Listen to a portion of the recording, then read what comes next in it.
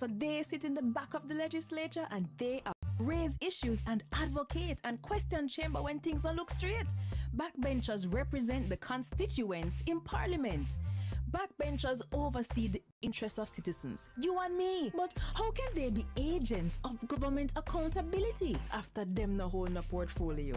And them and a minister? No. So then how can they facilitate government transparency? And the next thing, them and a front bencher. So how them affect me? You see, a lot of work is in committees. So these portfolio-free MPs with less dire responsibilities are more accessible to you and me. So they help with policy, but it helps if we engage them, you see. So they're not just in the back benches, but on the ground, in the trenches. Though in the back of parliament, we're at the front of their cause. So pause. Find your backbencher at jampja.org.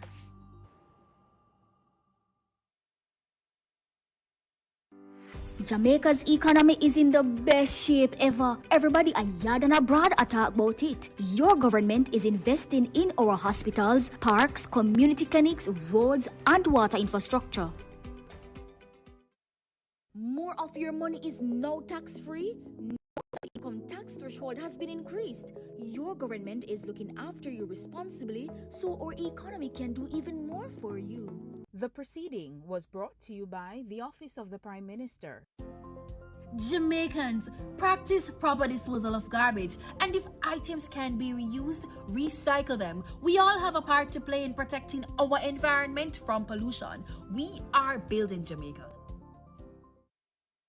Every student attending Heart and STA Trust under the New Care Initiative will get $15,000 each month to help cover their travel expenses to the Heart school they're attending and get an extra $13,000 each week while they're training. The proceeding was brought to you by the Office of the Prime Minister. Jamaica improve, heart free, wages increase, housing scheme bill up, we have more opportunities, roads bill and the dollar stable. We are building Jamaica. No more guarantors for student loan. Your government cares about your education, and we don't want you to ever have to worry about going to university. The Students' Loan Bureau has a loan for you, so you can focus on your future. So who keeps our taxpayer money in check? Well, the PAC and PAAC help watch over the country's budget. And one might sound like it just have an extra A, but they're way different. Here's how. The PAAC and PAC are two committees that watch the money. The Public Accounts Committee reviews government projects after them close. They do a post-audit check to see what problems arose with the costs and call officials to explain decisions that cause budget mismanagement. And then they recommend corrective action, so the problem will happen from when, not happen again. But what about the money we are spending right now, the PAAC? That's how Public Administration and Appropriations Committee pretty much means your money will protect as it happen, we check. While projects go on, things are accurate. As government spend the nation's budget, PAAC reviews it. They examine proposals and summon officials to find problems before them don't use it. So the PAC and PAAC are two parliamentary committees that watch over the country's wallet to protect the budget and keep it in check. And you can get involved. Just visit jampja.org. Your safety and security continue to be our priority. We are seeing a downward trend in major crimes, and we are investing $650 million in technology improvement for our police force to provide greater coverage across Jamaica by 2028. The proceeding was brought to you by the Office of the Prime Minister. We care about our minimum wage earners. That is why we increased the minimum from the previous increase of $13,000 to now $15,000. And as our economy continues to improve, you can look forward to even more increases. Your government is caring for you. Heart and STA Trust now offers a $100,000 grant to Heart individuals running businesses for over a year. They'll also assist with business planning, marketing, skill enhancement, and other support. Your government is building a caring economy for you. The proceeding was brought to you by the Office of the Prime Minister. Young Jamaicans up to 35, your government will reserve up to 10% of NHT housing solutions over the next 5 years just for you with 100% financing up to 15 million Jamaican dollars. This is how we are empowering and breaking the cycle of poverty meaningfully. Your government is caring for you. The proceeding was brought to you by the Office of the Prime Minister. We want you to enjoy the beauty of our island home, and that includes your beaches. That is why we are upgrading at least 9 beaches and equipping them with restrooms and other amenities for your comfort. Jamaica's beaches are your beaches. Your government cares about your recreational environment. Our pensioners are our society's backbone, and we want to make sure they are cared for. That is why the annual pension exemption and age relief exemption has been increased to $250,000 each. You have worked hard for your country, and we want you to have a little more peace of mind in retirement. Your government is caring for you. The proceeding was brought to you by the Office of the Prime Minister. What if I told you that you own thousands of acres of land, more than 100 companies with over 100,000 employees and billions in the bank? Well, I have news for you. You do. Jamaica belongs to you, and you need expert protection to safeguard those assets for your future, your children, and your children's children. And you already have it. A key protector is our Auditor General, whose role is outlined by the biggest, baddest law in all the land, the Constitution. The Auditor General's main job is to examine the financial reports of all public entities to ensure that they are accurate and that public funds are used appropriately and effectively to deliver public goods and services without waste, theft, and mismanagement. Here's how it's done.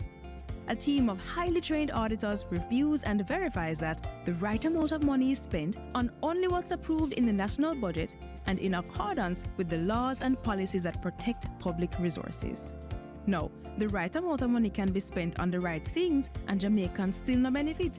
So the Auditor General assesses the outcome for programs and projects as well.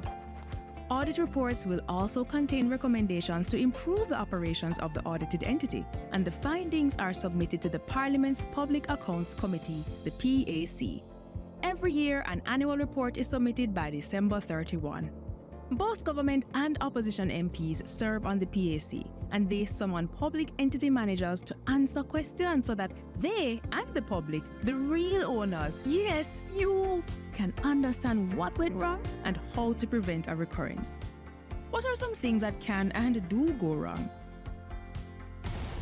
Cost and time overruns, missing financial reports, unreported losses, unauthorized spending, unsupported payments, unlawful contracting, undisclosed conflict of interest, and more. Though the AG identifies the abuse of laws and policies, the law does not empower that office to penalize or sanction, but it does empower the Financial Secretary in the Ministry of Finance. It is also the duty of other anti-corruption and law enforcement bodies to grab the baton and investigate to ensure penalties are applied when appropriate. But the AG alone can't watch all. So when things don't look straight, the Minister of Finance, members of Parliament, Cabinet, public servants, and importantly, you must blow the whistle and the AG will look deeper. So this is where you come in, with 4 things you can do to strengthen those who are fighting to protect our future. Tune into PBCJ on Tuesdays for the PAC and mind your business, Jamaica. It's our belongings, but we have to move like we understand that. And next time you hear a news report about the AG, you just left it up to the media. Visit the AG's website at www.auditorgeneral.gov.jm and check out the findings yourself. Then, keep track of how government has fixed the issue or not at www.jampja.org's accountometer. And if you're not happy with what you see, it's your job to contact your employees. It's easy when you visit the MP tracker on jampja.org. This is how we can do our part to make Jamaica land we own, Jamaica land we love, and Jamaica land we run well. A message from the Jamaica Accountability Meter portal, funded by the European Union and UK Aid. We know you want better roads in your towns and communities. That is why, through the Spark program, your government is allocating over $40 billion over 2 years to fix your community and rural roads. $20 billion will go towards fixing smaller roads in every area, with $150 million allocated per area. The remaining funds will be distributed based on road length and condition, ensuring areas with greater need receive more assistance. Your government is caring for you. The proceeding was brought to you by the Office of the Prime Minister. Come July, your NHT home improvement loan will increase to $3.5 million for qualifying applicants. Your government is caring for you. Since 2016, 156,000 more Jamaicans are working. This is more than any other time in our history. Your government is caring for you. Apply to the Heart NSTA Trust. Learn a new skill and your government has made it completely free to you. Can you imagine getting a marketable skill for free? Your government has made it possible for anyone wanting to learn a skill to get free training through the Heart NSTA Trust. Learn a new skill and expand your horizons. Jamaica's economy is in the best shape ever. Everybody yard and abroad talk about it. Your government is investing in our hospitals, parks, community clinics, roads, and water infrastructure. Remember that big project the government announced them was going to from when? You ever catch yourself a wonder what happened to it? Stop wonder like an outsider and start move like the country belong to you. You have a right to publicly owned information, and the Access to Information Act gives you that power. I know you have enough questions about how government are run or not run, so let me show you how it works. Say mosquito spraying going on in your community, your children asthmatic and you want to know what chemicals are in it. Or what about that Auditor General report on a public official getting twice his salary with no proper approval? Is your taxes and you want to know if they paid it back? First, do some basic searching to see what is already on government websites. If you don't see what you're looking for, make a formal ATI request by completing the application form on the ATI site or sending a letter or email. And remember, you don't have to say why you need it. It is your right to know. Make sure you send your request to the right agency, and once they confirm receipt, they get 30 calendar days to provide the information, a maximum of 60 if extra time is needed. Yes, I know you want access to everything, but sensitive documents are protected from the public for up to 20 years. For example, documents that would expose a citizen's personal privacy, or those dealing with cabinet discussions, the Governor General's office, or information on the investigative activities of the security forces. Any public officer who tries to destroy or hide any official document can be sanctioned. And if you're having difficulties, the ATI unit will help. So, what if the chemicals in the mosquito spray are toxic? What if the agency did not even try to get back the money they paid out? Call or email your MP. Share the concern, because as your elected representative, they can represent your questions to the government ministers in the House. Remember, it is the job of parliamentarians to monitor and hold the government to account on your behalf. Is not every country gives citizens this kind of power, you know? And at 20 years we have this law, and we barely use it. So access information and mind your business, Jamaica. Visit jampja.org today to see what information we access to make it easier for you to hold the government to account. Let's do our job to make Jamaica land we love, Jamaica land we own, and Jamaica land we run well. A message from the Jamaica Accountability Meter portal, funded by the European Union in partnership with the Private Sector Organization of Jamaica. Jamaica improve, heart free, wages increase, housing scheme a bill up, we have more opportunities, roads bill and the dollar stable. We are building Jamaica. Good things are happening in Jamaica. Our unemployment remains the lowest it has ever been, which means more Jamaicans are working and can provide for themselves and their families. Your government is building Jamaica. More of your money is now tax-free? Know that the income tax threshold has been increased. Your government is looking after you responsibly, so our economy can do even more for you. The proceeding was brought to you by the Office of the Prime Minister. Jamaicans, practice proper disposal of garbage, and if items can be reused, recycle them. We all have a part to play in protecting our environment from pollution. We are building Jamaica.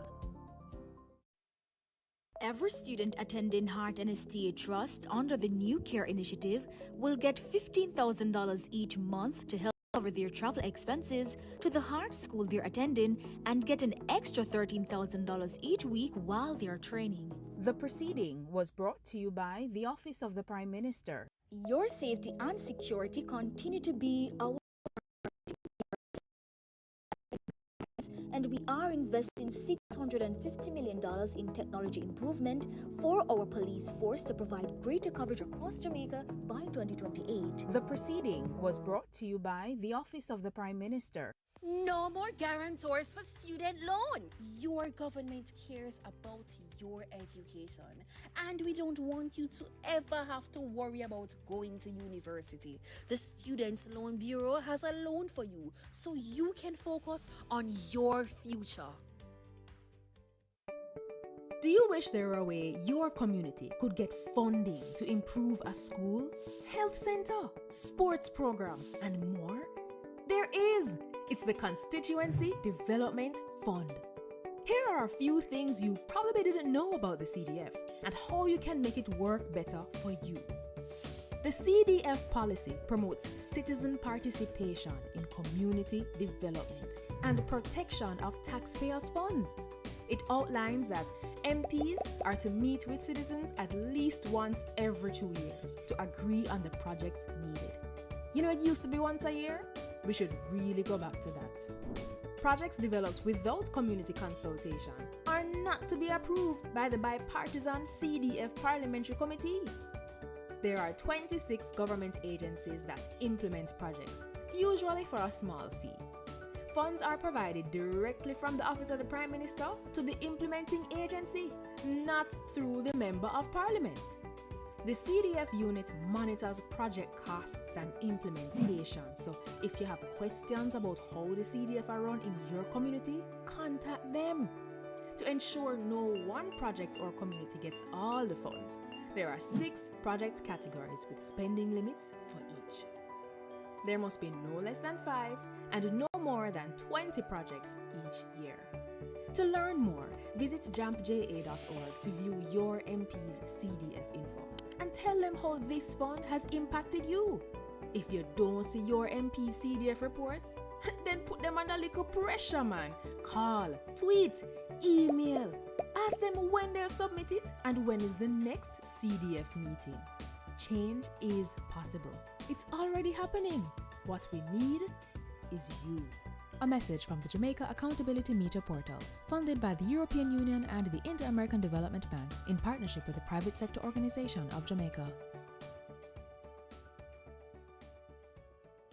We care about our minimum wage earners. That is why we increased the minimum from the previous increase of 13,000 to now 15,000. And as our economy continues to improve, you can look forward to even more increases. Your government is caring for you. Heart and STA Trust now offers a $100,000 grant to heart-trained individuals running businesses for over a year. They'll also assist with business planning, marketing, skill enhancement, and other support. Your government is building a caring economy for you. The proceeding was brought to you by the Office of the Prime Minister. Young Jamaicans up to 35, your government will reserve up to 10% of NHT housing solutions over the next 5 years, just for you, with 100% financing up to 15 million Jamaican dollars. This is how we are empowering and breaking the cycle of poverty meaningfully. Your government is caring for you. The proceeding was brought to you by the Office of the Prime Minister. We want you to enjoy the beauty of island home, and that includes your beaches. That is why we are upgrading at least 9 beaches and equipping them with restrooms and other amenities for your comfort. Jamaica's beaches are beaches. Your government cares about your recreational environment. Our pensioners are our society's backbone, and we want to make sure they are cared for. That is why the annual pension exemption and age relief exemption has been increased to $250,000 each. You have worked hard for your country, and we want you to have a little more peace of mind in retirement. Your government is caring for you. The proceeding was brought to you by the Office of the Prime Minister. We know you want better roads in your towns and communities. That is why through the Spark program, your government is allocating over $40 billion over 2 years to fix your community and rural roads. $20 billion will go towards fixing smaller roads in every area, with $150 million allocated per area. The remaining funds will be distributed based on road length and condition, ensuring areas with greater need receive more assistance. Your government is caring for you. The proceeding was brought to you by the Office of the Prime Minister. Come July, your NHT home improvement loan will increase to $3.5 million for qualifying applicants. Your government is caring for you.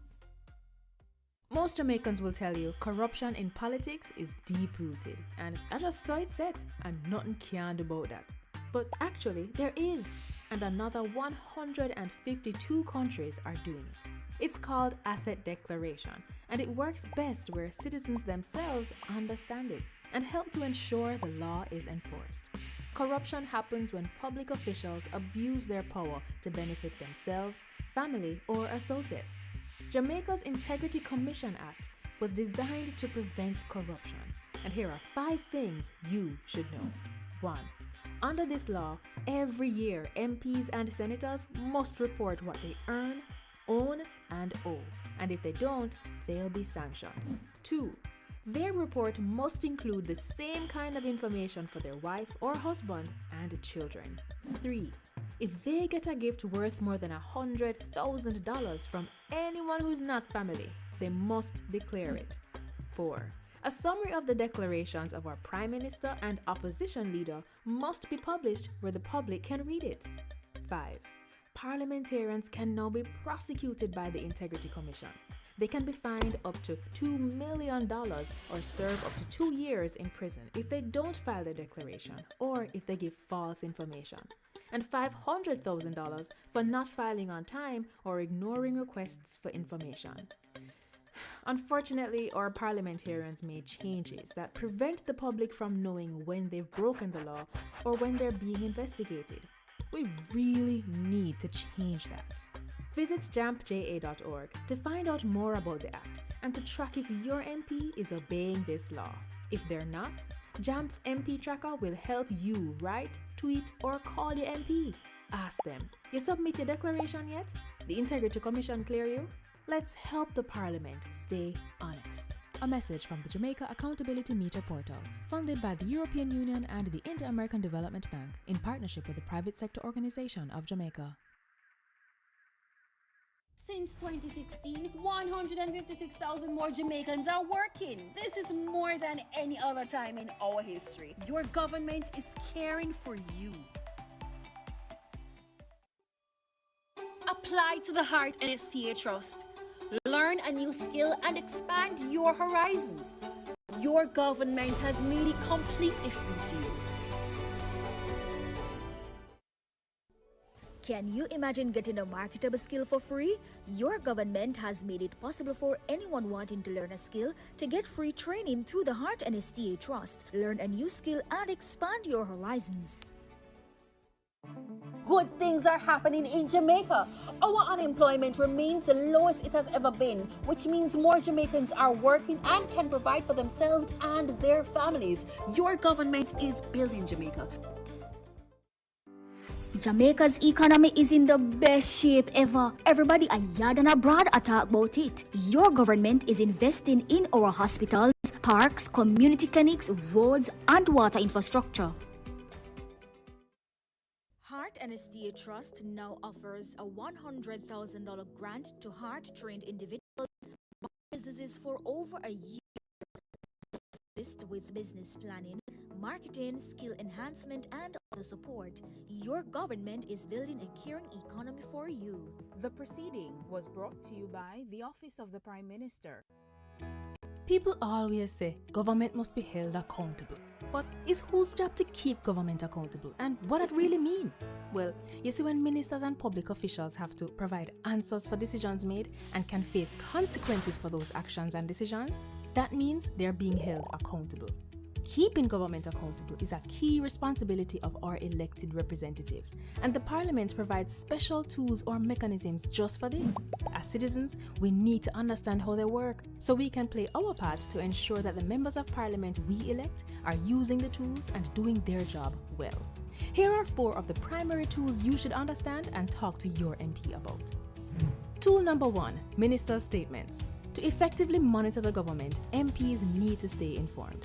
Every Tuesday when Parliament sits, different cabinet ministers are scheduled to give an update on decisions they're making on our behalf. These updates are called Statements by Ministers.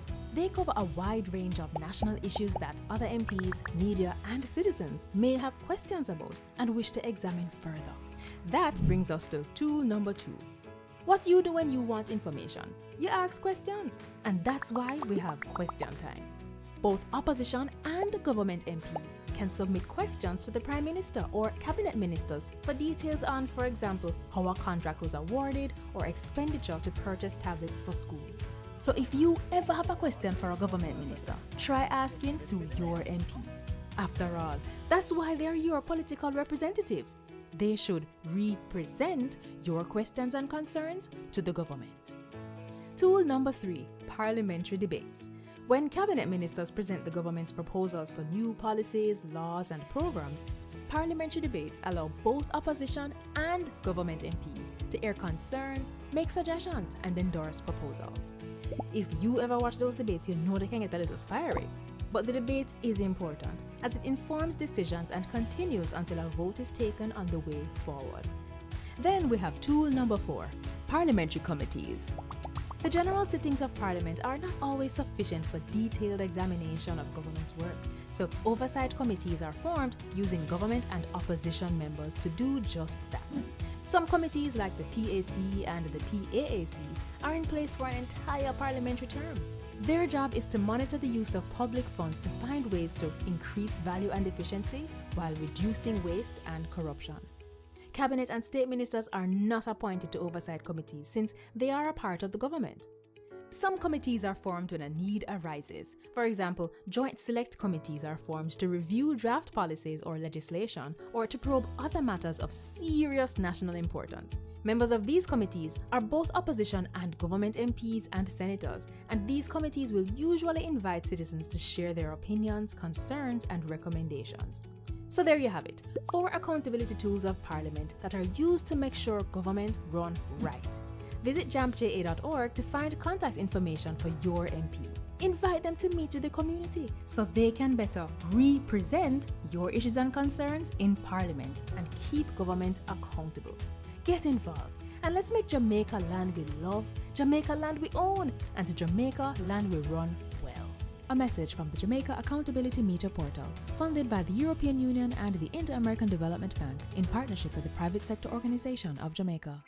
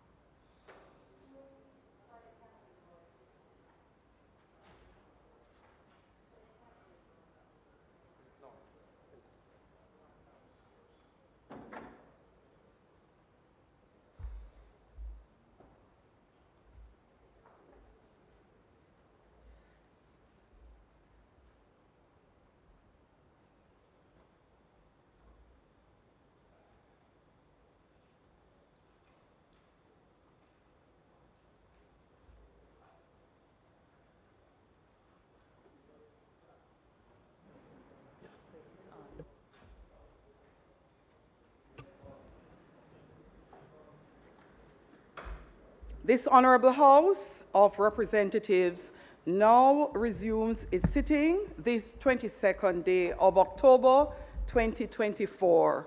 Let me make welcome all members who are present here today. I trust today's proceedings will be productive in furthering the national interest. For those seated in the gallery and for those joining us via the various social media platforms, including PBCJ, welcome to the Houses of Parliament. Clerk, may we have the call of the roll, please? Mr. Clark, Mr. Bartlett, Dr. Holness, Dr. Clark, Dr. Chang, Ms. Grange, Mrs. Williams, Mrs. Malahoo Fort, Dr. Tufton, Mr. Mackenzie, Mr. Chuck, Mr. Vaz, Mr. Charles Jr., Mr. Green, Mr. Morgan, Mr. Hutchinson, Mr. Terrelong, Dr. Dunn, Mrs. Cuthbert Flynn, Mr. Main, Mr. Davis, Mr. Witter, Mr. Brown, Dr. Brown-Burke, Dr. Charles, Mr. Chin, Mr. Cousins, Ms. Crawford, Ms. Daly, Ms. Davis, Mr. Golding, Mr. Graham, Dr. Guy, Ms. Hamilton, Ms. Hannah, Mr. Enriquez, Mr. Henry, Mr. Hilton, Mr. Jackson, Mr. Lawrence, Ms. Lee, Mr. Miller, Mr. Montague, Ms. Morrison, Mrs. Nita Garvey, Mr. Paulwell, Mr. Phillips, Dr. Phillips, Mr. Robertson, Mr. Robinson, Mr. Carl Samuda, Mr. Matthew Samuda, Mr. Shaw, Mr. Siblis, Mr. Slowly, Mrs. Vaz, Mr. Warmington, Dr. Wheatley, Mr. Williams, Mr. Wilson, and Mr. Wright. Thank you, Madam Speaker.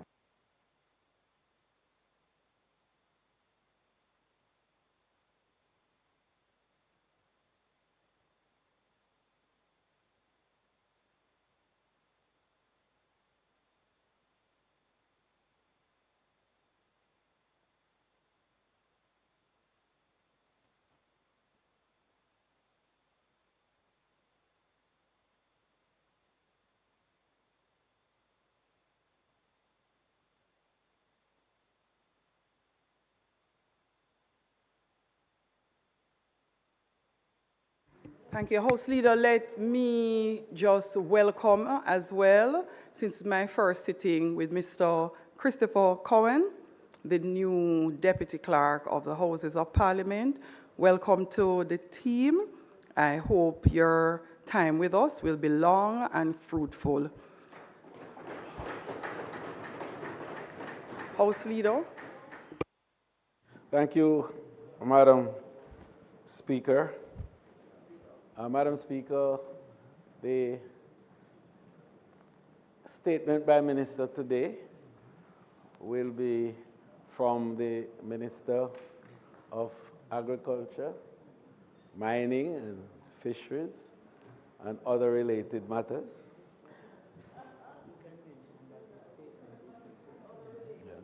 The Minister has indicated, with the permission of the member from Clarendon Southwest, that the text of the statement, which is normally distributed, will be slightly delayed, and with your permission, you would want to start to make the statement, and then the document will follow thereafter. So,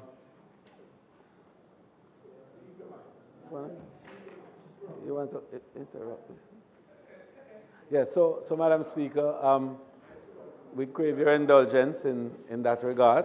And just to indicate that, you know, it is not the custom of this particular minister, and I could say that. And we could delay this statement, but, you know, it would be of no great value so to do. And so I would ask, Madam Speaker, that you invite the, does that indicate that you want? Yes. I will yield.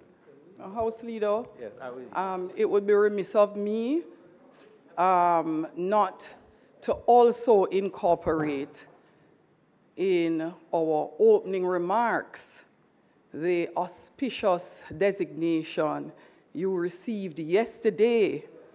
Order of Jamaica is a significant honor to be bestowed on any of us as Jamaicans. Congratulations, House Leader, and also added to the cadre of individuals who now have the Order of Jamaica distinction is our Deputy Prime Minister and Minister of National Security, Dr. the Honorable Horace Chang. Those are two of our members.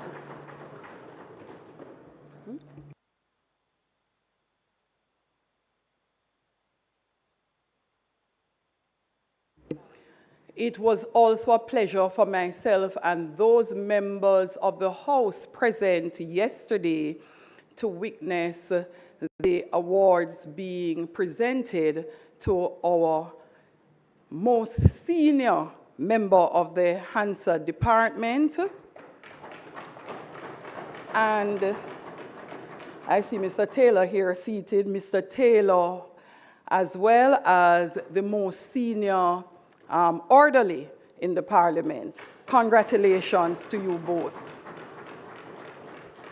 We look forward to seeing more and more recognition for members of Parliament and members who work within this precinct, because we know more than anyone what a challenging and difficult task it is, and the level of personal sacrifice that many who are seated in this House make in the interests of the nation. Congratulations to those who have been recognized. Madam Speaker, I'd also like to add my voice on behalf of the opposition to extend our sincerest congratulations. When people work hard, they must be recognized for hard work, diligent work, committed work. And a grateful nation today salutes all of you for the hard work you have done. And I am very, very heartened by the fact that we continue to do this work, knowing that we are doing so on behalf of a nation which needs us. Thank you so much. House Leader? Thank you very kindly, Madam Speaker, for the generous comments you made concerning the investiture yesterday.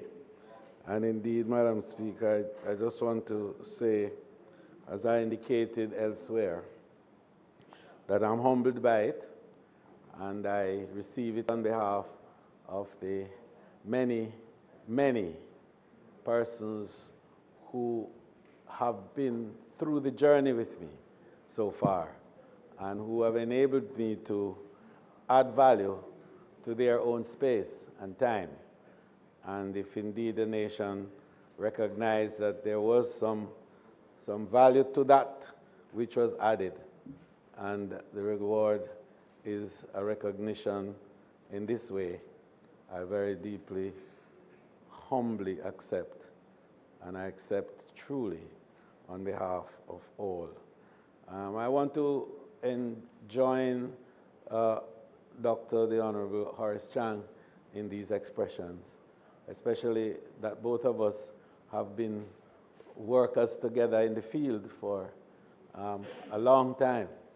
And we have worked in the West in particular for in excess of 27 years together. He certainly ahead of me before I got into the West, but I got in there 27 years ago, and since then we've worked together and I've had great results, if I'm allowed to say so, for the country overall and for the people of St. James. Madam Speaker, the opposition was equally kind in terms of their remarks, and I want to associate myself with the comments that the acting leader of opposition business indicated. And I receive it also on behalf of Dr. Chan and myself. Madam Speaker, as I indicated, there will be one statement today, and the statement will be by the Minister of Agriculture, Fisheries and Mining, the member for St. Elizabeth Southwestern. I now invite you to ask him to make the statement. Member from St. Elizabeth Southwest, our Minister of Agriculture, Fisheries and Mining. Let's make him welcome.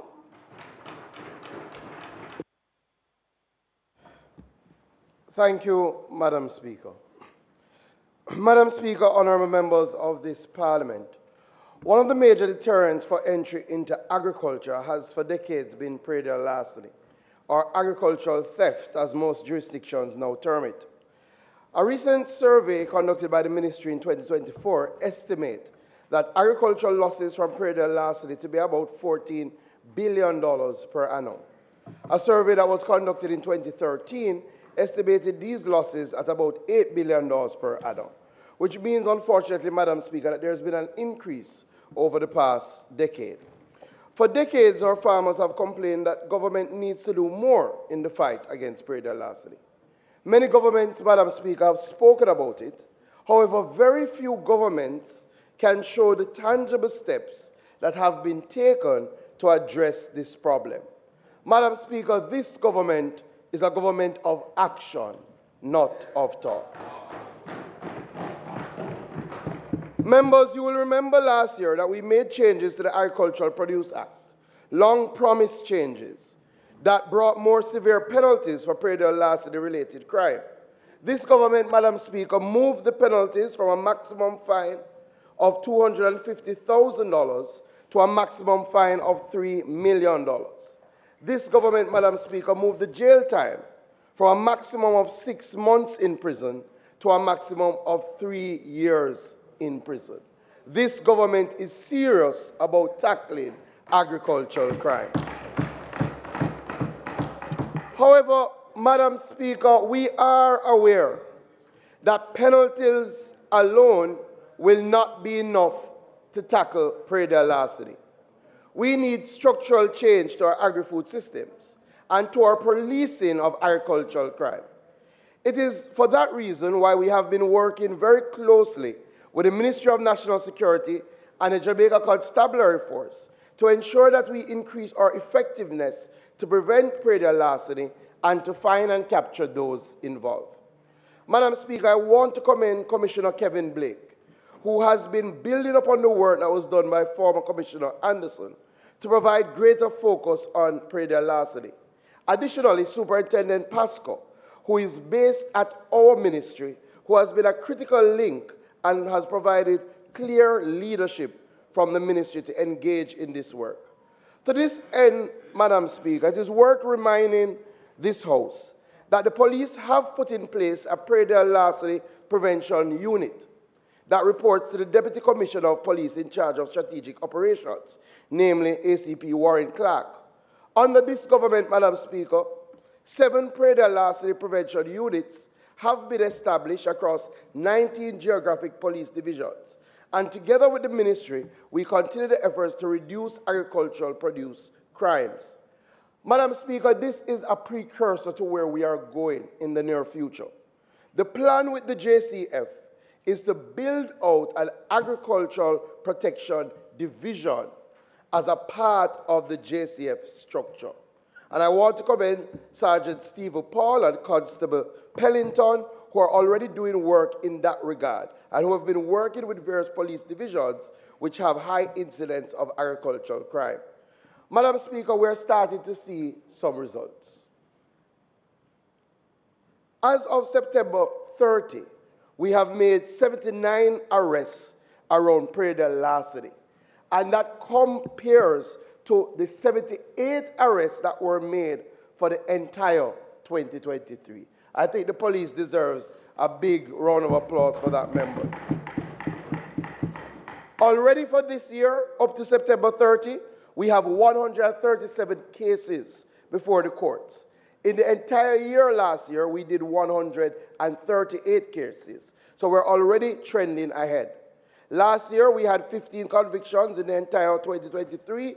Already, we have 6 convictions thus far. Last year, we did 107 farm watch programs. And this is important because what we're doing are organizing our farmers into groups so that they can provide critical watch for their farms. This year, we've already done 149, surpassing the 107 done in the entire year last year. The police have conducted 3,481 operations up to September 30. We have had 2,279 sensitization sessions, which already eclipses the 1,763 sessions that were done in 2023. Madam Speaker, the Prairie del La City focus patrols continue in 2024, with the number of focus patrols to date being 11,488 when compared to 12,000 for the entire year last year. Madam Speaker, in addition to crops and livestock, our Prairie del La City Prevention Program also places significant focus on the fisheries sector. And to date, 5,719 fishing beach operations have been conducted, which is again more than was done last year, where we conducted 4,863. So, Madam Speaker and members, you can see in almost every area we have been doing more in the fight against Prairie del La City. Additionally, at the Ministry, Madam Speaker, we've doubled the size of the Prairie del La City unit, and we've provided a new Toyota Hilux motor vehicle to ensure that we increase mobility for the team. This is not talk, members. This is action. Action to fight for our farmers across the length and breadth of Jamaica. There is, however, another element that is needed. That is more boots on the ground. You will recall in my sectoral debate in May of this year that I advised that by December 2024, we would start the process for our first cohort of 100 agricultural wardens under a 3-year agricultural wardens program. In keeping with the objectives of the Prairie del La City Prevention Act, the agricultural wardens program is to put more boots on the ground to strengthen the fight against Prairie del La City and to bring about positive change in the sector. This crucial initiative is an essential part of our government's ongoing commitment and efforts to reduce the scourge of Prairie del La City on the agricultural sector, thereby supporting growth, food security, and rural transformation. Madam Speaker, members of this House, I am pleased to advise that the Jamaica Constabulary Force has commenced the recruitment drive for the agricultural wardens.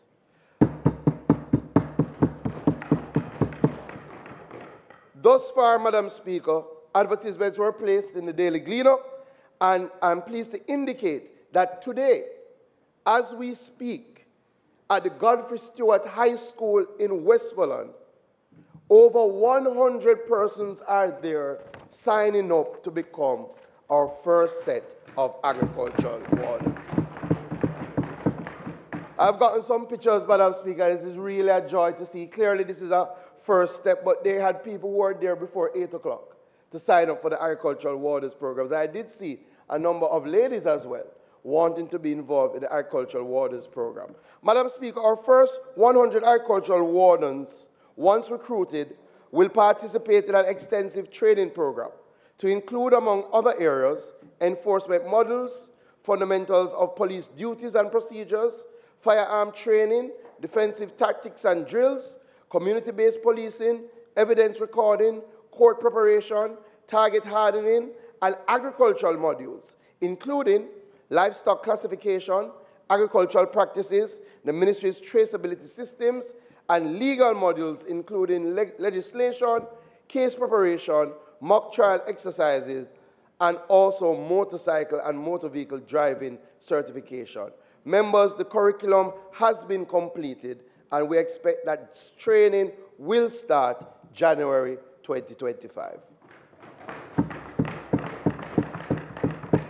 Madam Speaker, just to remind this Honourable House that what we envision is a 3-year program to recruit 300 wardens to be placed in Preda-Lastly hotspots across the island. It is estimated that it will cost $1.8 billion over the 3 years, with $390 million being expended in the first year. The program, for which provisions have already been made in the Preda-Lastly Prevention Act, is projected to result in increased enforcement actions against perpetrators, improving detection, prosecution, deterrent rates, enhanced surveillance, patrols, and community awareness, and reducing economic losses sustained by farmers because of Preda-Lastly.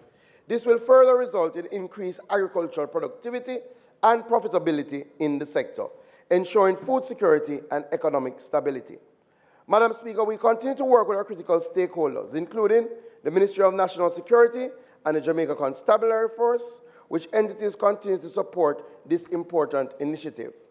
As we go through the final approval stages through Cabinet, Madam Speaker, to ensure the success of this initiative, a joint high-level committee of the Ministry of Agriculture, Fisheries and Mining and the JCF and the Ministry of National Security will monitor and manage the implementation of the program. Madam Speaker, the Agricultural Wardens Program is an important step towards safeguarding the agricultural sector, especially as we continue to encourage greater investments in agriculture to boost expansion and exports and to support our commitment to food security and rural development. Members, it is worth noting that our next recruitment drive is scheduled for the Area 4 headquarters at Harman Barracks, that is at Deanery Road, on the 9th of November 2024 at 8 p.m. Additionally, a number of other recruitment drives are being planned island-wide, and we're encouraging all qualified individuals to apply. The minimum requirement is to be between the age of 18 to 35 years, have at least 3 CSEC subjects, including citizen guilds, and also persons who are interested can visit the JCF website at www.recruiting@jcf.gov.jm to complete applications.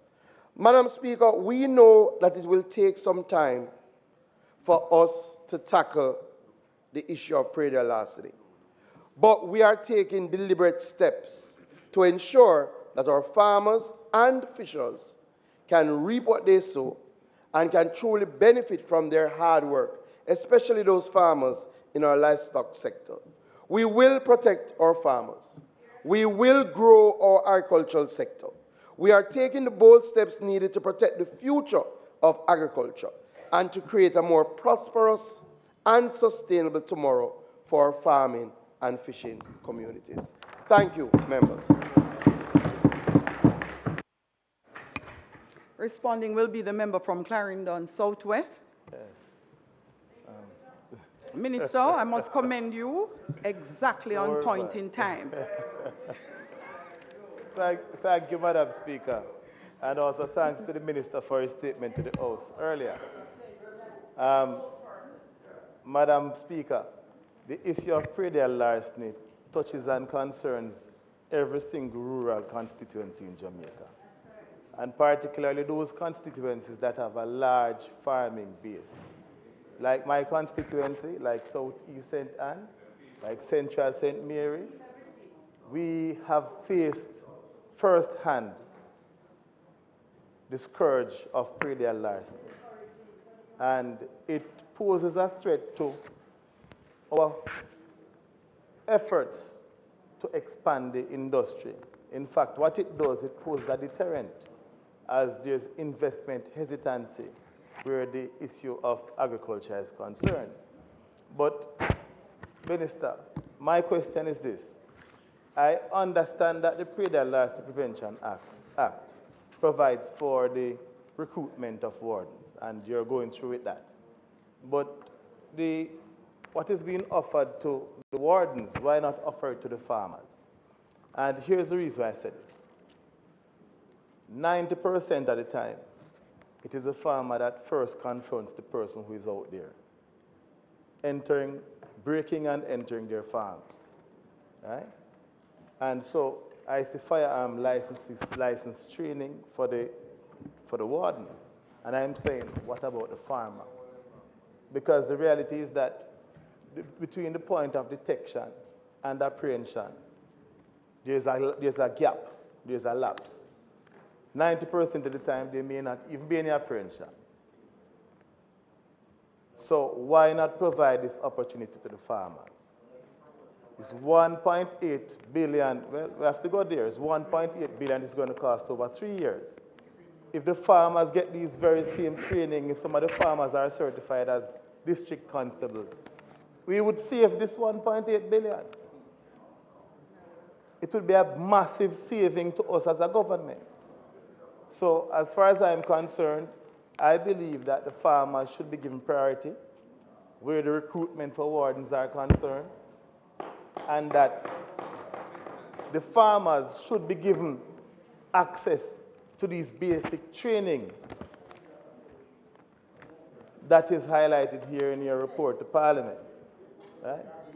So as far as I'm concerned, Minister, predatory larceny is something we all have to address. I'm happy to hear that the police now has a designated predatory larceny unit, because 2 years ago, that was an issue that was raised here by me in terms of the fact that there was none.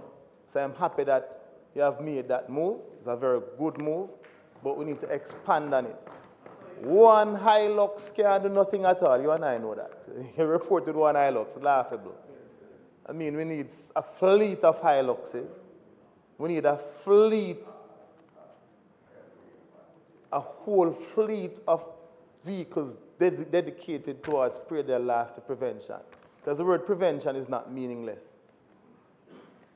Right? And in order to prevent something, you have to deter. What you're focusing on here is actually apprehension and prosecution. The deterrence is what is important. And the deterrence starts with the farmers, arming and protecting the farmers, giving them the tools they need to protect themselves. So that the persons who want to come and break and enter onto the farms don't second guess themselves, because they know that they might be confronted with resistance from the farmers. So, Minister, we look forward to seeing how this whole thing will work, but I think there's another way, another solution, which is ensuring that the farmers themselves are the ones that become the wardens and are the ones that are entrusted with the personal responsibility to protect themselves and protect their livelihoods. So thank you very much, Minister. There is a question from the member sitting in the seat at St. Anne Southeast. Thank you, Madam Speaker. I thought you don't know me by now, though. I think one of the most interesting experiences I have had in my years as a member of Parliament was seeing when a group, 2 people, stuff an entire cow into a pro box. No, it's a serious something. No. My thing is, what is the question of the minister? I'm getting there. All right, so you have to get to the question. So this is the section when you are no longer allowed to make speeches, as would have been done by the member who speaks as the individual. But you're taking up my time, responding. No, it's my duty to do so. All right. And it is your duty to get to the question. Got you. My 2 questions are these, Madam Speaker. And I never thought I would get here, but veterinary services, private veterinary services, Minister, offer the insertion into dogs and to cats a chip. And I remember years ago. And what happens is that chip, you can read it, it's put here. The question I have for you, as a part of your predatory larceny plan and strategy, is it that you will provide, or does RADA or the Ministry of Agriculture have the ability or the hope to provide this kind of technology to livestock? Because from my experience, it is mainly livestock that is stolen as a part of predial larceny. The pigs, the goats, the cows, and other livestock, not mainly vegetables. If I may be permitted, Madam Speaker, to ask a second question. Thank you so much. Much obliged. My second question is, I know the geography of most parishes, and based on how RADA is set up, extension officers have to traverse sometimes 2 parishes. Member, so all of what you said before is not a question. And it is one of the things that we have to do better at. We have to get to the question.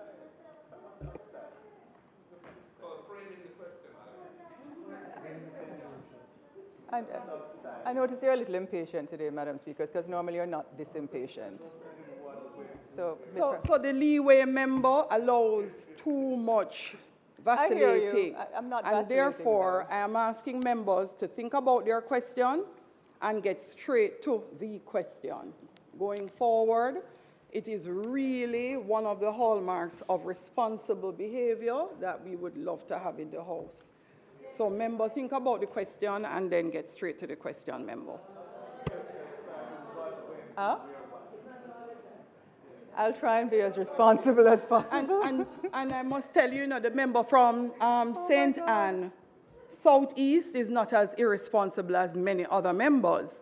So it is rough that the example is being marked down now. But once persons continuously, which you have been doing, members, abuse the opportunity to ask questions and make statements, and it is regularly done, there is going to come a time when the Speaker will have to hold you strong and directly to the rules. So, members, I'm the scapegoat. The question. And it's fine. Go ahead, member. So, Minister, the second question that I have for you is, in your mandate to deal with predial larceny, since you have made so many arrests, and I'm trying to frame this question because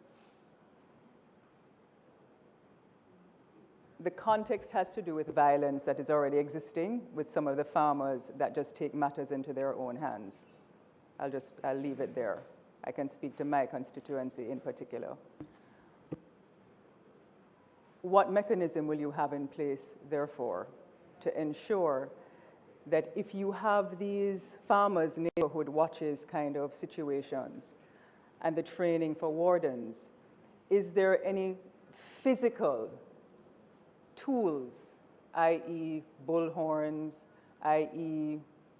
motorcycles? What is it that they can, because once another car comes from Clarendon, for example, over to St. Anne, by the time the police get there from Claremont, they are gone.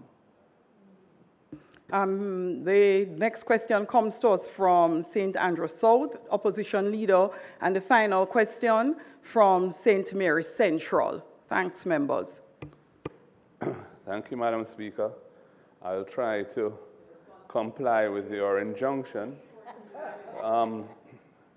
Minister, looking at the legal framework that now exists, I think there's more work to be done. For example, the Predial Larceny Prevention Act. Several of the offenses under that act, which actually touch and concern the operations of agricultural wardens, have penalties which are long out of date and need to be modernized. And my question is, when will you address this? So, for example, under Section 15 of the Predial Larceny Prevention Act, if you're in possession of clothing or other accoutrements furnished for the use of agricultural wardens, and you can't satisfactorily account for your possession of that, or you hold yourself out, essentially, and impersonate an agricultural warden, the offense is punishable by a penalty not exceeding 20,000 Jamaican dollars. And we know that this is a money business. This predial larceny business is a money business, so the penalties have to be strong. So that is one example, and there are others in the Act, Section 16, which deals with wearing the uniforms of wardens and so on. So my first question is, when will you complete a review of the Pre-Dear Larceny Prevention Act, which is the primary statute dealing with this offense, or this range of offenses, to upgrade the penalties and make them really have an appropriate deterrent effect on persons who are inclined to carry out the dastardly practice of stealing people's agricultural goods, whether it be produce or livestock? That's my first question. My second question relates to the offense of pre-dear larceny in the Larceny Act, which I think also needs to be upgraded and modernized in relation to the penalties there, which have not been reviewed for a long time. And the question is, when will that be addressed? And lastly, Minister, the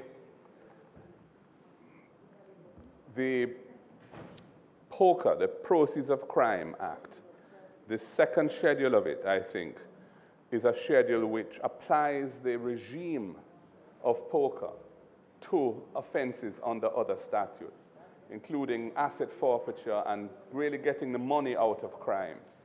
And this is a very critical thing in the fight against crime. And my question to you is, there are a number of offenses scheduled to the Pre-Dear Larceny Prevention Act, the Country Fires Act, the Larceny Act, and certain sections in the Larceny Act, including larceny of cattle, simple larceny, killing of animals with intent to steal, pre-dear larceny itself, and so on. Malicious injuries to Property Act, including destroying or damaging trees in gardens, destroying or damaging trees elsewhere than in gardens, etc. And the Trespass Act, certain provisions there. When are we going to bring those predicate offenses, really, around agricultural crimes under the POCA regime? All it takes is a ministerial order by the Minister of National Security to do it. And it's something that's long overdue, and I commend it to you. I think there needs to be an urgent review of the statutes that I've mentioned and the bringing of any serious agricultural crimes under the regime of POCA. Thank you. Member from St. Mary's Central. Thank you very much, Madam Speaker. Minister, you mentioned about the training of agricultural wardens.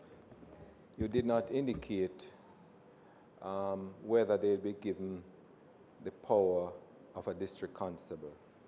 The fact is, you mentioned all the various methodologies and training program and the modules that they'll be exposed to.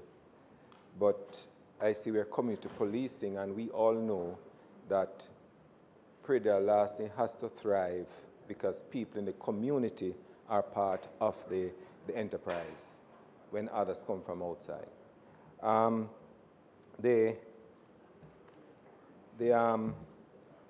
The other matter, Minister, is that you said the second recruitment will take place in Kingston, Harmon Barracks.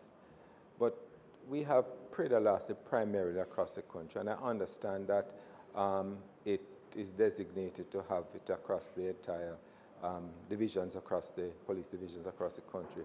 But wouldn't it be good optics to have the second one outside of Kingston instead of having it in Kingston?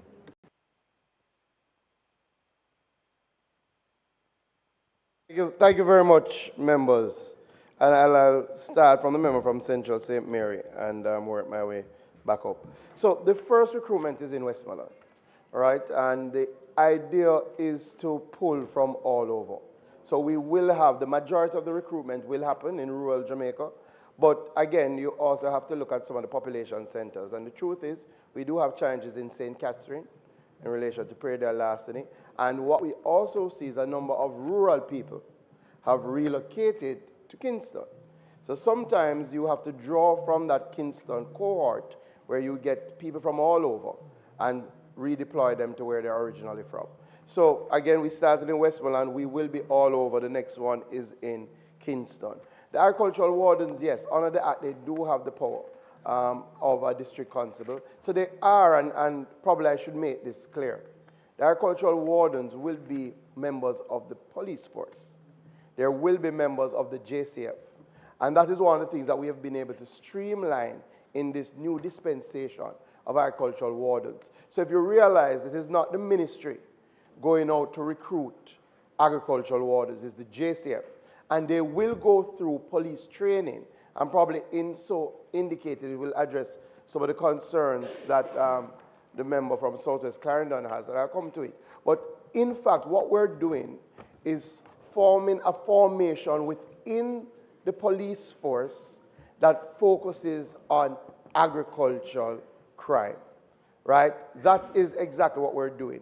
So we would have started, and I'll come back to it to the end. So they will have police powers, member. In relation to the member from St. Andrew South, so some amendments were made to POCA. I will make some checks because I know that definitely in relation to anti-gang legislation, that persons who involve in agricultural crime that associate themselves in gangs can be brought under that legislation. So I will make some checks to see if some of the offenses that you raise have been covered.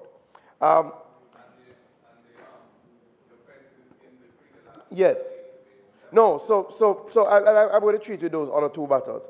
In relation to the Predator Prevention Act, the review has already been done. In fact, we're on the final draft now of those amendments. I'm trying to bring it to the House in this cycle before the end of the year. You know the back and forth with drafts. So you know when we say we're on the final draft, it means we've gone through 3 drafts already. So we're now on the final draft, looking to go to LegCom in this month or early November and try to get it to the House before the end of the year to make those changes that you would have highlighted. And the same in relation to Predator Larceny under the Larceny Act. In relation to the member from Southeast St. Anne, no, so again, because there will be police officers, the intention is to also have them have the physical tools that they need, including mobility, right? Including mobility, including one of the things that we discussed at length, that wasn't probably originally envisioned when you thought about warders, is whether they would be armed. But in this day and age and how agricultural crime has evolved, that's why we went in the direction of having them as full members of the police force. So they will have the physical tools. Now, we are putting in place traceability systems. So we have started with a national animal identification database. We've started with cattle. As it is now, it doesn't have a chip, but they have a barcode, right? And we have been tagging, and we have reached over 80%. We've reached a critical mass of the cattle that has been tagged. Clearly, it's a consistent process. What we're now looking on is what is the best model for our small ruminants, because again, we're dealing with much larger numbers than our cattle farmers. So, you know, Minister Hutchinson had spoken about it before in terms of looking at the technology that is employed across the world, that is employed here for some of our pets, and it's something that we're looking at. In relation to the, well, I have a note. All right. So the member from Southwest Clarendon, and in his response, and I must say that the response, especially in relation to highlighting the lobby that we both have had around the Predator Larceny being elevated in the JCF, I'm very happy that we have seen that come to fruition. And you know, it's a pity that you no longer speak on this area, because I did find that your utterances were much more useful than what we get now coming out of the spokesperson. So I will say a couple of things. So yes, member, you're correct. We have been able, through the JCF, and I want to commend the JCF, we now have a Predator Larceny unit that works with 7 Predator Larceny units across 19 geographic divisions. That is work, very, very good work. But where we want to go is to have the Agricultural Protection Division. So that's important. One of the things that we do in our formation of Farmers Watch groups, member, and you have made this point, and when I go out in the field, the farmers have made that point. Not only do we mobilize our farmers around watching their property, but also how can they make the approaches, the necessary applications, so those who want to arm themselves can arm themselves. We do have a firearms policy that people and a number of our farmers have gone the route of applying for their firearms and are legal firearm holders. And what we do provide is some advice for them in that regard in the Farmers Watch group. So I think through that, those farmers who want to do that level of self-protection, we are willing to see how we can assist them in that regard. And just to highlight, additionally, we are working on, well, past working on. So the Hilux is in relation to the internal ministries team. And for a long time, they complained about not being able to traverse some of the nooks and crannies. But on the police level, we have gotten good support from Japan, and we are getting a fleet of vehicles for Praia da Lacini specifically. And that will be for our police force, yes. I want to commend the ministry and the Minister of Foreign Affairs for her work in that regard. I know that is in train. We do expect to have them this year or early next year. So, in essence, Madam Speaker, I'm very happy that we're moving. The reality is that the Praia da Lacini Prevention Act was passed in the 1980s, and it called for agricultural wardens. And I think during the 80s we tried a pilot, but we never really got going. This government will deliver to the farmers more boots on the ground to help in the fight against agricultural crime. Thank you, Madam Speaker. Thank you, Minister. Announcements, bills brought from the Senate, petitions, papers, reports from committees, notices of motions given orally. On the questions and answers to questions, Dr. the Honorable Christopher Tufton is to provide a response to question 1, standing on the question notice paper. I believe he is ready to do so. It is standing. Yeah. The member from St. Andrew South. Yeah. There's no prompt, but I'd be grateful if the question standing in my name could be answered. Yeah.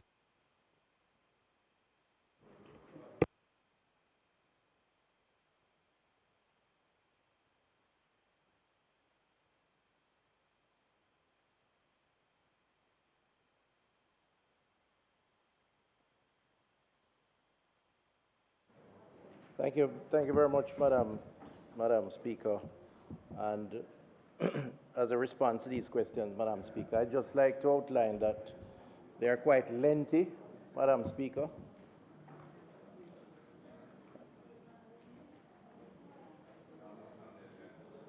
Madam Speaker, I'd just like to outline that the questioner, my colleague on that side, asked a number of questions, so it's quite lengthy, the responses. So I just want to crave your indulgence on members of this House as I seek to go through. All right, so question 1, are there 11 HDUs, that's high dependency units, spread across 6 hospitals in Jamaica that were acquired under the PROMAC? If not, how many HDUs are there in Jamaica and how many hospitals have them? Answer, no to question A, 1A. In keeping with the objective of the PROMAC, 7 neonatal and maternal high dependency units were placed in 4 hospitals. Maternal and neonatal high dependency units at Cornwall Regional and Mandeville Regional were initially included to arrive at 11, but the project scope was later adjusted. Note should be made that although infrastructure was not provided for Mandeville Regional Hospital and Cornwall Regional Hospital under PROMAC, the project provided equipment that equips existing spaces to provide neonatal intensive care unit services at those institutions. 6 hospitals therefore benefited from the project as was initially conceptualized. 3 maternal HDUs, this is high dependency units, were built at the Victoria Jubilee Hospital, the St. Anne's Bay Regional Hospital, and the Spanish Town Hospital, with a total of 17 maternal high dependency beds. 4 neonatal HDUs were built at the Bustamante Hospital for Children, the St. Anne's Bay Regional Hospital, the Spanish Town Hospital, and the Victoria Jubilee Hospital, with a capacity for up to 50 neonates depending on the type and intensity of the support required.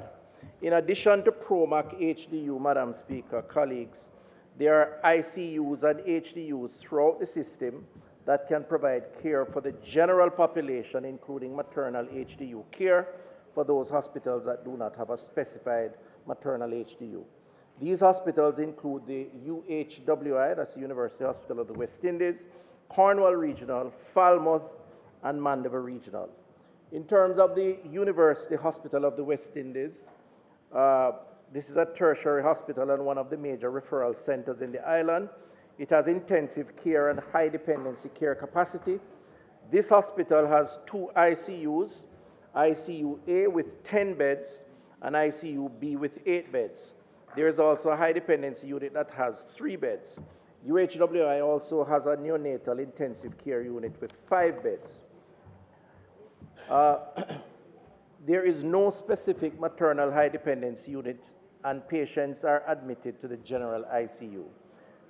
2, Southern Regional Health Authority. There are 4 hospitals in Sierra with capacity for high dependency or intensive care. These are Kingston Public Hospital, Victoria Jubilee Hospital, Bustamante Hospital for Children, and Spanish Town Hospital. The KPH has 7 ICU beds and 4 high dependency beds. Victoria Jubilee, with the expansion from PROMAC, can accommodate 16 beds in the neonatal intensive care unit and a maternal HDU with 7 beds. The Victoria Jubilee Hospital will start using the PROMAC maternal HDU this month. Split units have been put in place to allow the space to be used, and a contract has been signed with CAC to fix the central air system. So there are some challenges there which we're trying to work through, Madam Speaker, colleague. The Spanish Town Hospital Neonatal Intensive Care Unit has 6 cubicles and 2 isolation rooms that can accommodate a total of 10 cots, and the maternal HDU has 5 beds.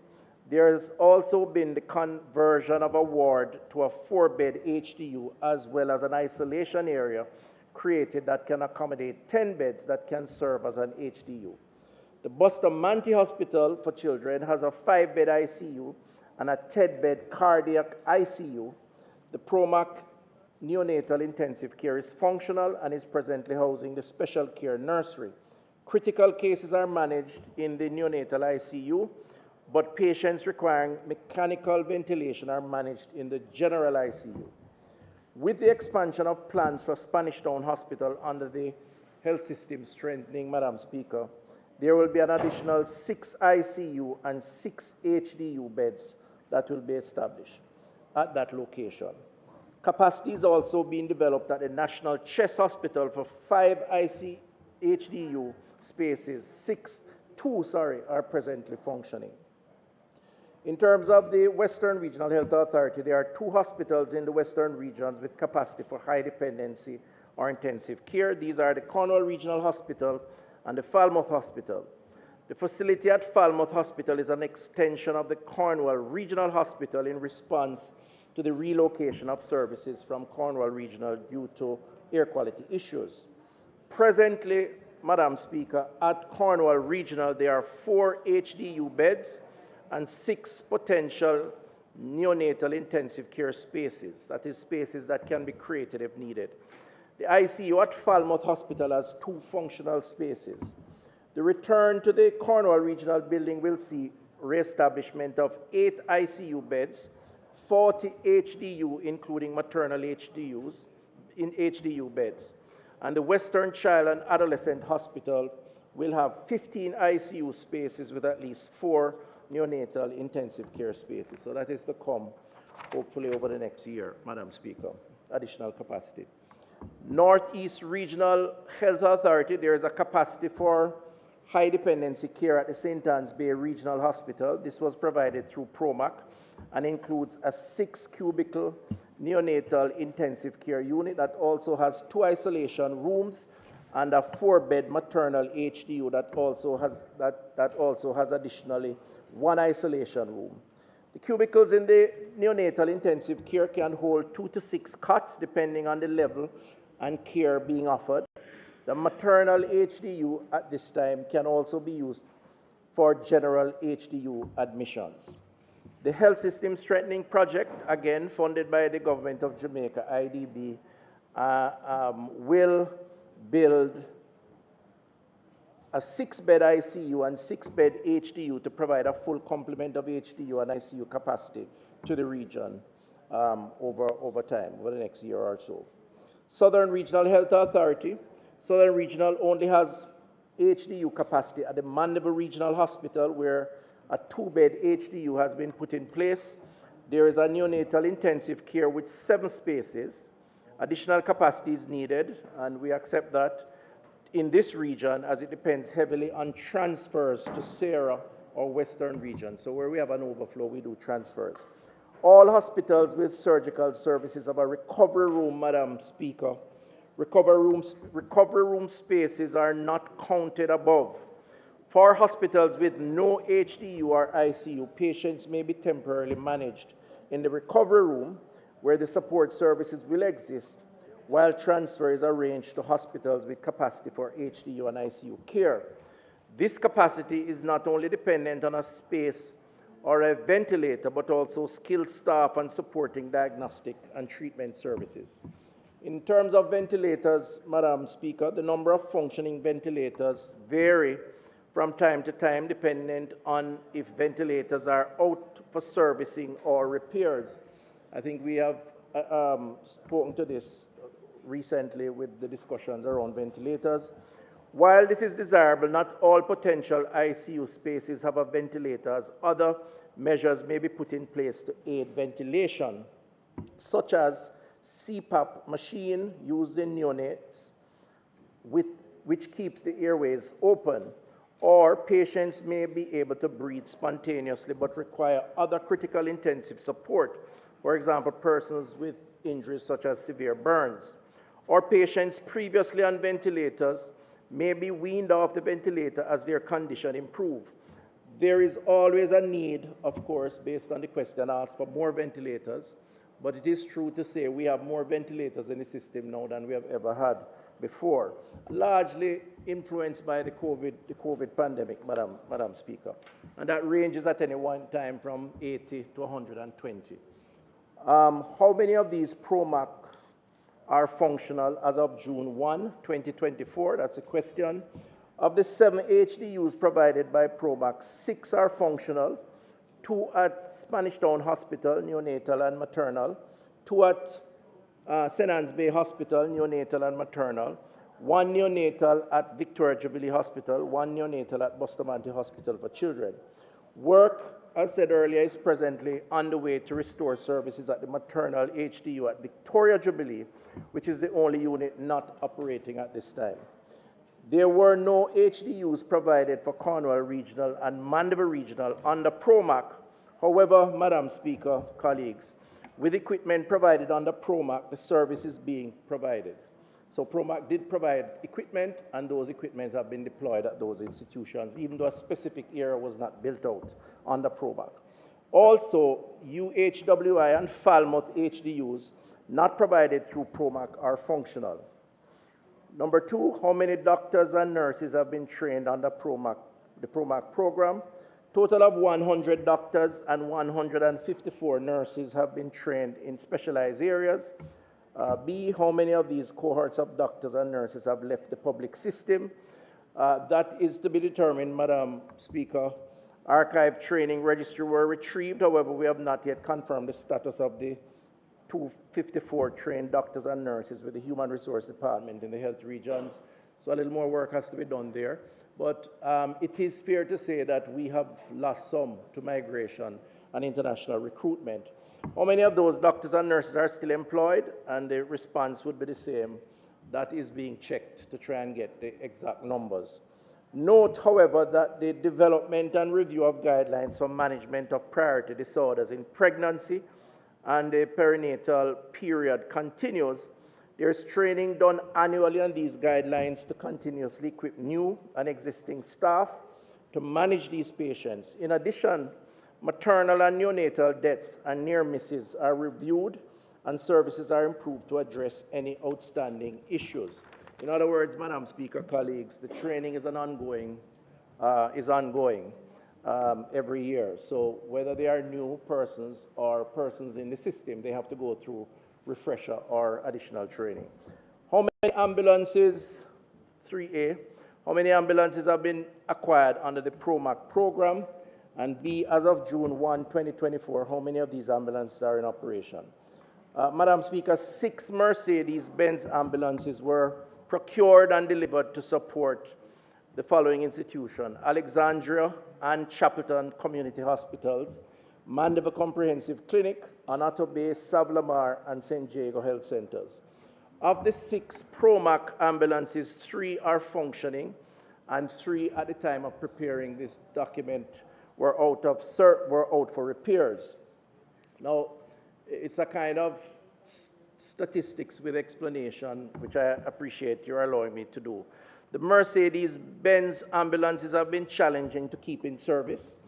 They do not handle the terrain very well, according to the technical team involved in maintenance of these vehicles, especially in rural areas. The parts have to be sourced from Europe and are usually not stocked here, and there are long waiting times to receive parts. Also, they have been very expensive to repair. We have just received parts for one of the ambulances that is in for repairs. Another is waiting repairs, and one in Sablamar have been down for prolonged periods, repaired at a significant cost, and down again as this was being prepared. It is now being assessed to determine the way forward, whether we should take it out of service altogether or try to repair it again. However, the Ministry of Health and Wellness and the regional health authorities have been continuously adding to the fleet of ambulances island-wide, Madam Speaker. So if it's not being done by the Mercedes ambulances, then it's done by a Toyota or some other make.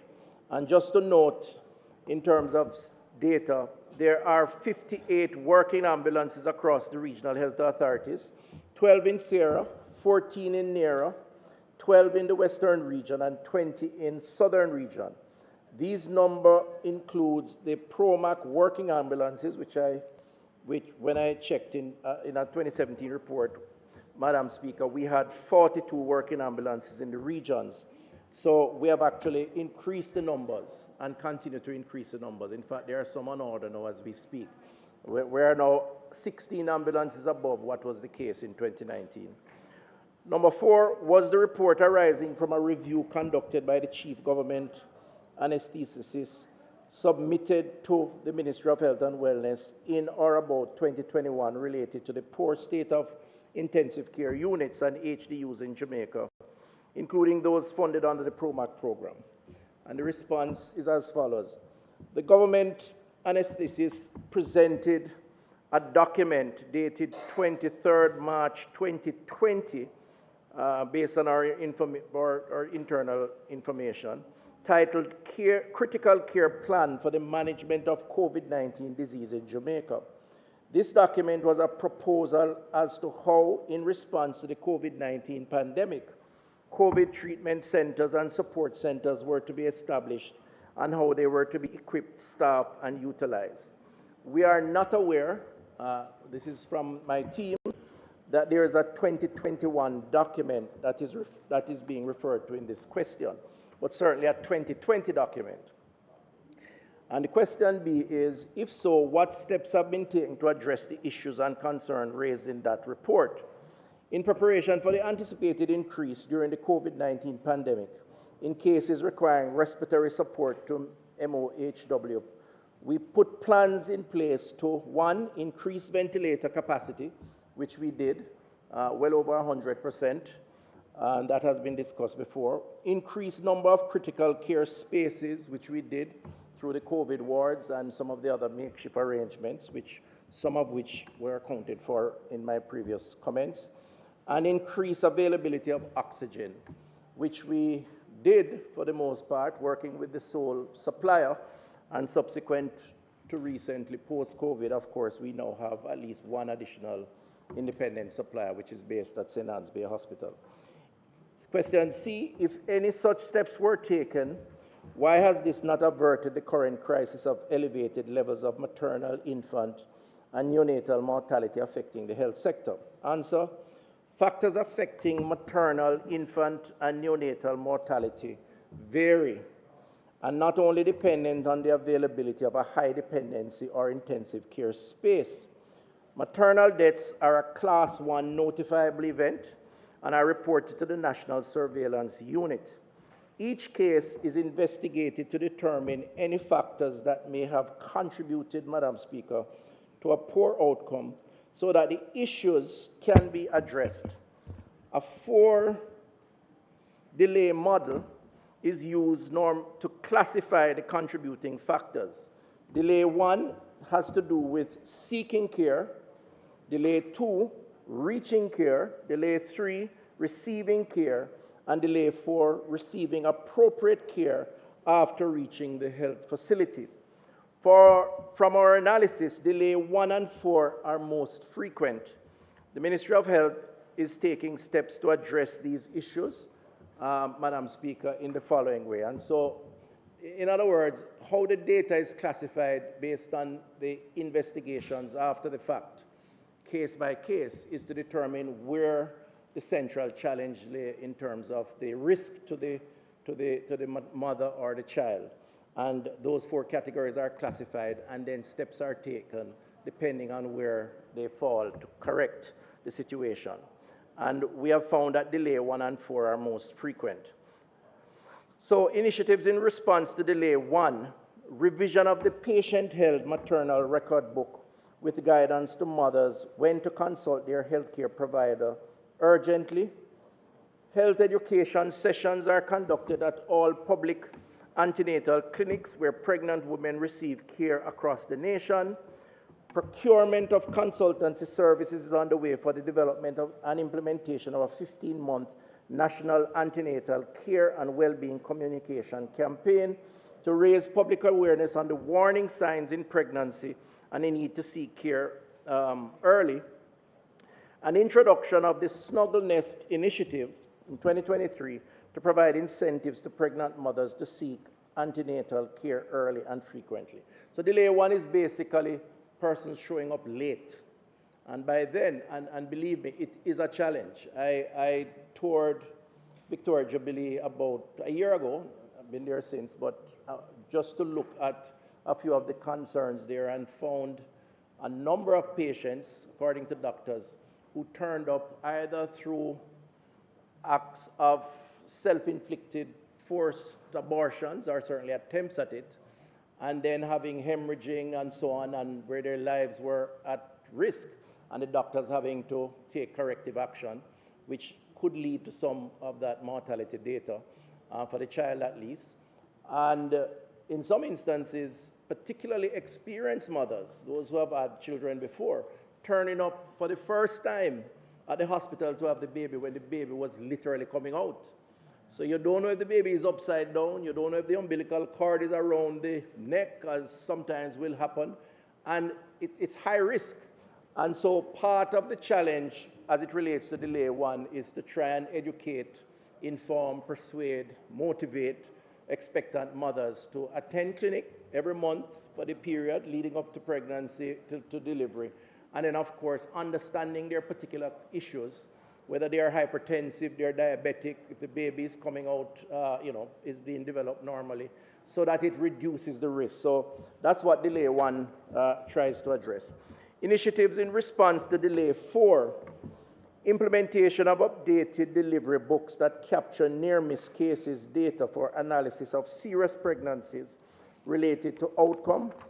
That's one of the initiatives. Development of clinical management guidelines to high-priority pregnancy-related conditions such as postpartum hemorrhage, cardiac disease, sepsis, obesity, sickle cell disease, hypertension in pregnancy, and things of this kind.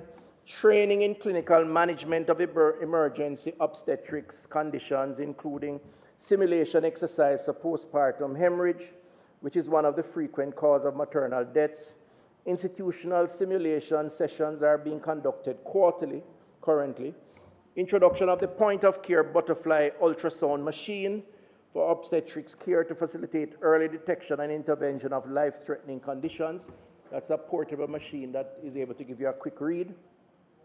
Training in obstetrics ultrasound of radiologists and radiographers in collaboration with the Pan American Health Organization. That is ongoing, and monitoring and quality assurance through the site visits and auditing of maternal care services, and promotion of blood donation drives. Normally the need for blood is a big part of these complicated pregnancies. Understanding these factors, Madam Speaker, the Ministry is implementing further interventions as outlined in the MOH National Strategic Plan for Maternal and Parental Health to achieve a more sustained reduction. So a lot is being done in recognition that there is a problem, and we don't deny that there is an issue, as others have, and so corrective action is being taken. Question 5, in the health facility maintenance unit, is the health facilities maintenance unit, HFMU, operating optimally and with full functionality? And B, if not, what is the current state of the HFMU? Currently, Madam Speaker, the health facilities maintenance unit is being transitioned from an operationally focused unit to a division mandated to formulate policies, strategies, and guidelines on health infrastructure development and management. Indeed, a gap analysis was done on the unit in 2023, which identified that there were deficiencies of a policy framework and oversight where infrastructure management and quality standards are concerned for the health sector. And you know, I don't think we need to look much further than Cornwall, which literally collapsed after 52 years because of poor maintenance. And the same could be said for so many other of our health institutions. We've really had a chronic lack of maintenance, and these buildings come to a grinding halt, or units or departments of these buildings. And so we have had to correct that, which is what we're working on.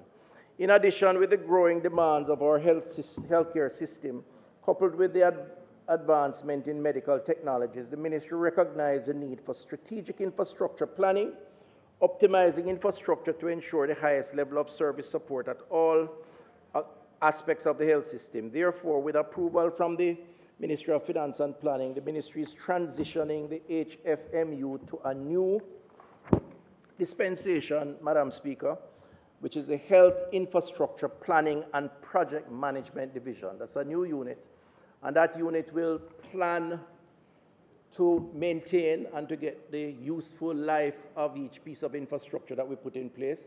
We have already signed some service level agreements with the regional health authorities where they are required by policy to not just do fixing when the system is broken, but to do routine maintenance, which is what will reduce the sudden breakdown and, of course, the challenges of not being able to serve the public.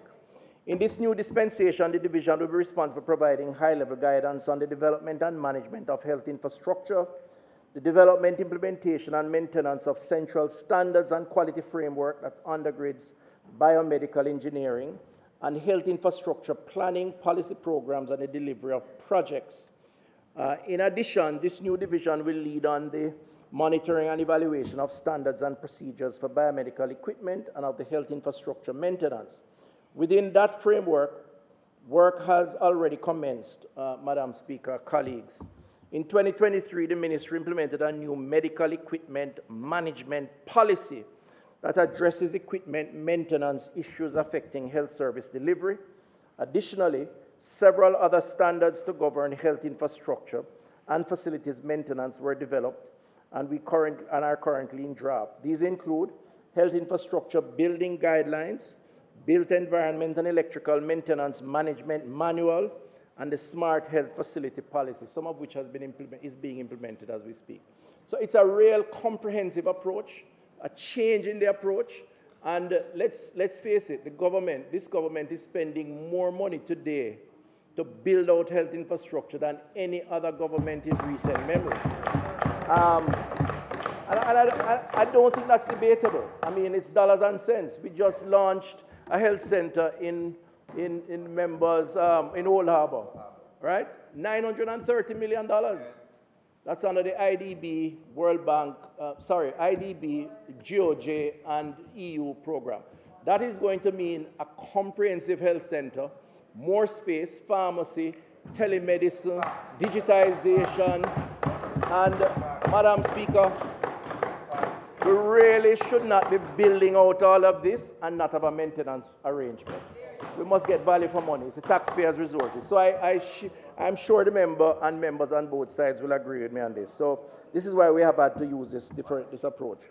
Further, in 2023-2026 service level agreements, which I mentioned earlier, that the ministry has with the region incorporates preventative maintenance as a critical standard for health facilities. We must maintain, we must not just fix when something is broken. Routine maintenance is going to be the new culture, and that's what we're aiming for. These actions are all geared towards strengthening the governance framework, ensuring standards for the regions in the maintenance of their facilities and equipment for improved maintenance and uptime of medical equipment. I have 3 more pages, Madam Speaker. I did say it was a lengthy response, but questions are many.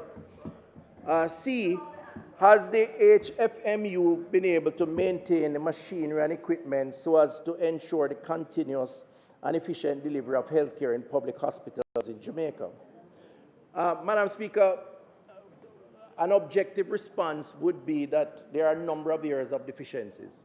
But at the same time, I think we are improving with the new policies that are being advocated. And I don't want to give a false impression, but the truth is, now more than ever, we are sensitive to this and are taking steps to correct. With decentralization of health services, the 4 regional authorities, which are public bodies, were created with the responsibility for health service delivery across the 14 parishes. Indeed, within the RHA's functional organizational structure, there is a structure in place for maintaining machinery and equipment. Maintenance is the responsibility of regional maintenance units, headed by a director, operations and maintenance, with similar cascading roles down to the hospital facility level. As such, while the HFMU provides a technical support for assessment of maintenance requirements for medical equipment, development of equipment specifications and maintenance schedules to include both preventative and predictive maintenance, and some amount of standard setting, the administration of maintenance services across public health facilities, including hospital, relies at the regional level. The HFMU is in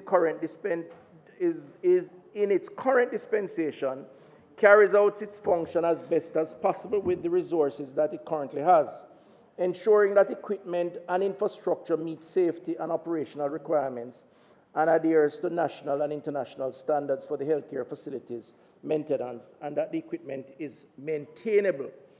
As it relates to the PROMAC project, all machinery equipment were procured with maintenance contracts, which the HFMU commenced monitoring, therefore transferring this responsibility to the regions.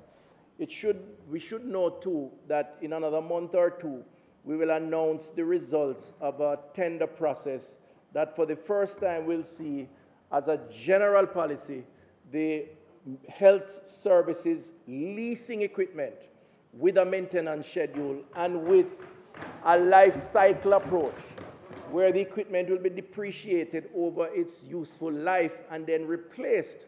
So we will no longer own the equipment, we will lease it, and those we are leasing it from will have to maintain it because we have had too much downtime because we don't have the internal technical capacity to manage.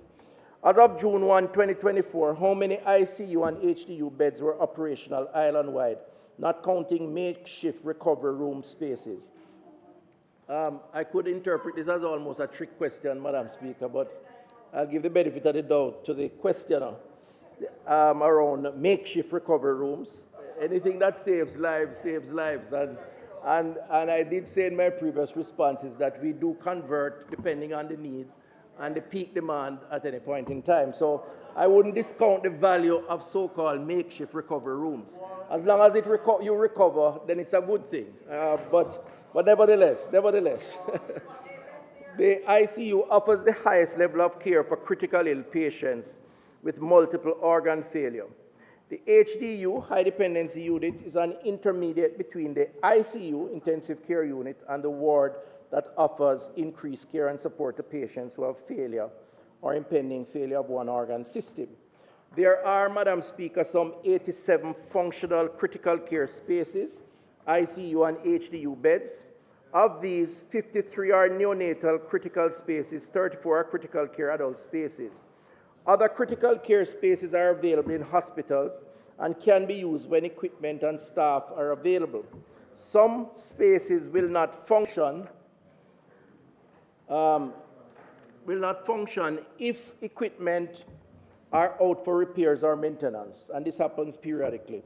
The shortage of critical care trained nurses, very important, Madam Speaker, affects the ability to maximize the use of these spaces. And, remember, it's a good question to ask, and the response, one has to take into consideration the context and the fact that a HDU or ICU unit doesn't operate in and of itself.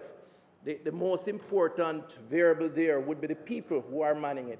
And we do have a shortage of staff, which is why we have to take some more extreme decisions around how we train, how we recruit, and retain. 87 functional spaces, Madam Speaker, refers to spaces with ventilators. We can accommodate between 110 to 140 for ICU and HDU care. Very important distinction. I suspect it is between the 87 and 140 that the member is classifying as makeshift. But it serves a purpose. And indeed, anywhere in the world you go, you can adjust as the need arises, depending on the particular demand at that time.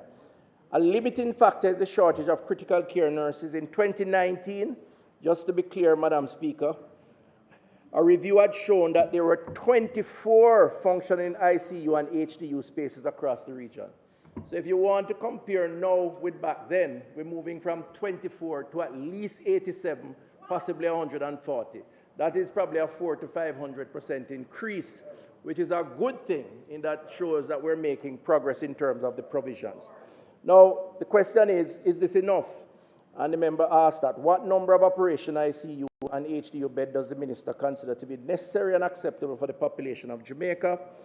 5 per 100,000 population would equate to 150 is the recommendation of the government anesthetist.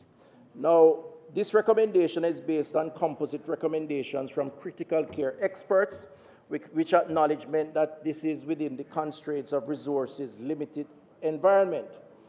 Now, so if you take the 150 that is being recommended as an ideal, and you say we can go up to 140, then we have to accept that there's a gap of 10 if you add the makeshift. No, well, I give greater value to the makeshift than you do. Your words, not mine. I say once it can save a life, it's worth it. And again, it is not unusual. But I will say, in keeping with the vision and the work of this government, that with the expansion of infrastructure that is underway, Jamaica will be able to meet this requirement of over 200 ICU and HDU spaces. So as we build out Spanish Town Hospital, Western Child and Adolescent, Cornwall Regional's Rehabilitation, Maypen Hospital, St. Anne's Bay, remember, we will in fact exceed what is considered the benchmark. And so we're moving in the right direction. And we're coming from a very far distance from where we were at 24. And I think the government should be commended and recognized for this. And I believe that, I am sure you will accept that as a positive member. And then the final question, well, actually it's two more. Madam Speaker, has there been a significant, has there been a significant increase in the MMR in the region for which the SARA is responsible? This is maternal mortality rate. Yes, however, increases were also noted in other health regions. Overall, Jamaica's maternal mortality ratio has shown a general increasing trend since this year 2000, while there has not been a consistent increase in the number of deaths because of the decreasing number of births, the ratio increased. So we have actually had a decline in births, but the ratio therefore would have gone up because the absolute number of births have reduced. 7A, has there been a significant increase in, B, if the answer is yes, what are the causes of such an outlier increase in the maternal mortality rates in Sarah's region relative to the other regions of Jamaica, and what is being done to address this? Southern Regional Health Authority, yes, Southern Region, which is Manchester, Clarendon, St. Elizabeth. Causes were fairly similar for all health regions. There were no known causes unique to Southern Regional Health Authority that accounted for the outlier. Analysis of maternal deaths based on the 4 delays model, which I explained earlier, shows that the main avoidable factors are delay 1, where the patient did not recognize the problem early enough, and therefore there was a higher risk when they turned up at the institution, and delay 4, where the delay was in receiving appropriate care after presenting to the health facility. So many turned up in an emergency state, and the response would have had to be a higher risk procedure, and this unfortunately led to some of the deaths. General responses to address the issue, in keeping with your question: regional maternal health forums were completed May to June 2024, that's this year, to meet with each health region to discuss their local situation and develop a consensus recommendation for urgent and ongoing action towards decreasing the maternal mortality rate and meeting the target for 2030. Procurement of a consultant is underway to lead to the review and revision of the National Strategic Plan for Maternal Health. So, in recognition of the challenge, Madam Speaker, we are trying to do something about it. And indeed, I will say that these challenges are not unique to us, even though one death is one too many. So we have to deal with it in our own way and ensure that we take corrective action. And we're attempting to do that. Thank you, Madam Speaker. Responding will be the opposition leader, the member from St. Andrews Southern. Thank you, Minister, for your extensive responses to the questions, and that is much appreciated. I have a number of follow-up questions for you. Firstly, I note in relation to question 2, which was to do with the doctors and nurses who have been trained under the PROMAC program and how many of them have left the health system. You couldn't give a definitive answer today, but you did admit that there has been some amount of attrition and so on. And I was wondering, my impression is that there is actually a fairly serious issue with a lack of doctors and nurses available for these high dependency units.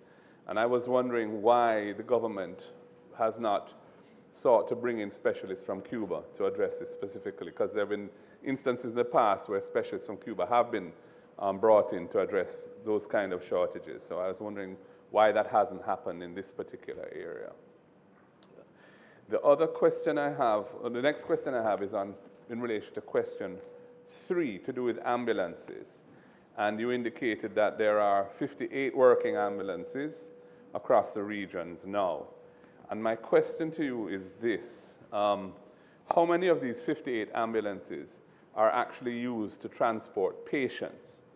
Because we're aware that ambulances are also used to transport supplies and hospital personnel.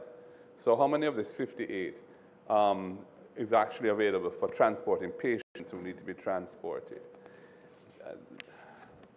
In relation to question 7 and your answers to that, which is to do with the increase in maternal mortality rates, especially in the Southern Regional Health Authority. My understanding is that it's actually St. Elizabeth where this problem has been concentrated. And I wondered, you had said that there didn't appear to be any particular issue in Southern versus the other regions, but I think in St. Elizabeth, there was a particular spike, which wasn't seen in Manchester or Clarendon. And I was wondering if you could find out why, what is the thinking as to why that would have occurred in St. Elizabeth, especially in 2021, where there was a noticeable spike. Also, in 2001, some 23 years ago, thereabouts, the maternal mortality rate in Jamaica was 89 persons per 100,000 live births. And in 2019, it moved from 89 to 163, nearly double, and that's pre-COVID. And in 2021, it had moved up further from 163 to 211 per 100,000 live births. So 89, 20-odd years ago, and in 2021, it moved up to 211 women, mothers dying in giving birth. And the trend really started in 2019, where that spike to 163 occurred. And I'm asking, why is this so? You know, PROMAC was initiated in 2013. It was a 5-year program, so it would have ended roughly in 2018, and should have caused a significant reduction in maternal mortality, yet we had this spike, which started in 2019 and intensified in 2021. And I was wondering, Minister, if apart from perhaps providing an explanation for that, if you could also indicate what were the rates of maternal mortality in Jamaica in 2022 and 2023. We don't have that data, but maybe you have it. And similarly, what were the rates of infant mortality in those 2 years, 2022 and 2023? And I see you're taking notes. I'm grateful for that, Minister, so you can answer the questions. And I was going to ask, with the situations that are on the ground, we have non-functional ventilators and we have some scrapped ventilators around the place. We have some broken elevators at Victoria Mutual and in Otter Bay. We have operating theaters without working air conditioning units at Bustamante, and I think you mentioned there's a situation there, and Savlamar as well, Public General Hospital. I am told there are 6 out of 7 anesthesis machines have broken down at UWI, at University Hospital, West Indies, in this month alone. We have ambulances at Cornwall Regional that cannot respond to emergencies because they aren't roadworthy. We have broken CT scans and X-ray units at KPH. We have broken theatre equipment at St. Anne's Bay Hospital. And we have a lack of working sterilization equipment island-wide, forcing surgery lists to be cancelled because of unclean instruments and drapes. Can you indicate whether there's a central problem of poor maintenance of equipment within the health system, manifesting in several ways and impacting patients across the island? Because those features that I just mentioned, which are happening now, so to speak, do indicate a very severe problem. And is there a comprehensive maintenance plan? You've indicated that there's a policy, a new approach to maintenance policy, but what about the actual delivery of maintenance, the actual work that needs to be done to maintain, which has been delegated to the regions, but is that functioning? You know, what I've said indicates that there are problems, and is there a comprehensive maintenance plan? And if so, you know, when will it be announced? And the last question I have is the HMFU. Is it only tasked to monitor biomedical equipment across the regions? Which entity in the Ministry of Health monitors maintenance programs for elevators, central AC systems, and major electrical equipment, such as generators and transformers, as opposed to biomedical equipment, which I think the HFMU is primarily focused on? Those are my questions, Minister. I don't know if any of my colleagues have any.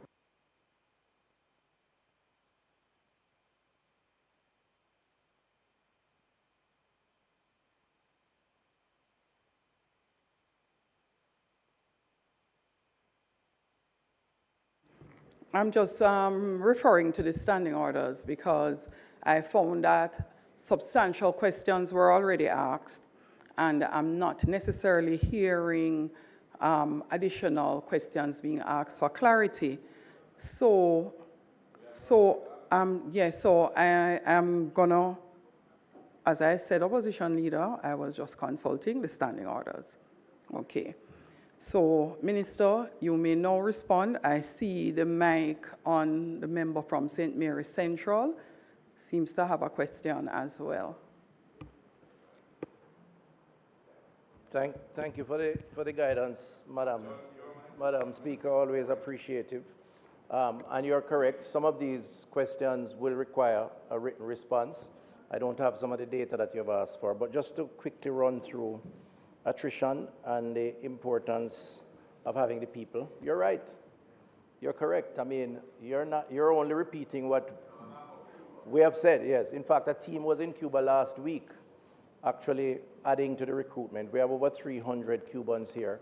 But we're going beyond that, and I've spoken about that. We're going to the Philippines. We're talking to Nigeria. We're looking at speaking to India. The CMO is expected to be in the Philippines next month. So we are going to have to come to terms with a reality that we face, which is that we cannot train our people fast enough for them to be recruited elsewhere. And the more specialized they are, is the more they are recruited and offered all sorts of incentives, which is why we had the Barwin Scholarship to try and bond and hold some people back, at least for a period. So we can't argue on that. We have to join hands together and make it work, especially given the new capacities that we're expanding on. And Cuba will be and is one of the critical areas, but not only. The 58 ambulances and their purpose, we have given strict instructions that they should be confined to people movement. Now, I cannot say with absolute certainty that there isn't some breach at some point, because to do that would be to be monitoring them. No, ambulances, well, staff to the extent that they are needed to support a patient that is in the ambulance, but not beyond that. In fact, I will say last week, as we opened the Adelphi Clinic, we also unveiled 4 maintenance vehicles, Toyota vans, equipped with storage and so on, as part of the new dispensation to transition from the temptation to use the ambulances to transport either equipment or people without a patient. And last week we did that for the Western region. It is a discussion that will take place for the other regions. So we are working against that, and I don't think it is very common. The mortality rate in St. Elizabeth, I'll take a look at that. I can't comment, so that will be one of the written responses. But I know that the region and the ministry would have assessed and determined where the problems were, but I will be more specific on that once we get back to the data. Similarly, so the data on 2020 and 2022 and 2023, I'll provide that information also. The data you gave 20 years ago as opposed to now, I think I've sufficiently or tried to respond to that. Some of that would have been the last few years. COVID would have influenced some of that. The PROMAC program was not given an opportunity to prove itself because of the intervention of COVID. And I think we have to account for that also. Remember now, and we did say, some of those facilities were converted to be used as ICUs for persons suffering from COVID in an advanced state. So I think we have to accept that during those 3 years of COVID, there is an anomaly in terms of the concentrated focus. I know for St. Anne's Bay and Spanish Town, we had more adults there than children, and that was because of the priority on saving lives and using those equipment. So I think that could be one of the explanations, but not necessarily the entire. I'll get that information. The ventilators, you were asking about. Right. So as I've said in my response, member, we have to take a different approach, and we are taking a different approach. So the HMFU is going to dictate policy around all of these things, and that policy will filter down to the regional authorities for implementation, with the HMFU providing some sort of oversight. That's the vision. There's a lot of change management that's required in the expansion of our health facilities. We have to get people to think differently. I keep saying that modernization is not transformation. Transformation has to take place up here. People have to recognize the need for routine maintenance and so on, and that's what we're working on or working towards. It's not going to be easy, but the intention is to do that and apply to all. Your final question, I want to say has a little bit of mischief in it, and I don't want to be tempted to respond to a question based on false assumptions. You gave a whole shopping list of all sorts of problems. Until I can verify that those problems do exist, it would be wrong of me and misleading to respond. So maybe you can provide me with a written set of problems that you have identified. But that long shopping list to me sounds more that embedded in there somewhere is some mischief for me to answer what I don't know. What I will say, and it is a fact, that we have downtime all the time. Equipments are not expected to last forever, whether it's a motor car or it's a human being, if we don't engage in the same issues that we're discussing. So everyone that you have mentioned here is a possibility. It's unlikely and not a probability that it will all happen at the same time.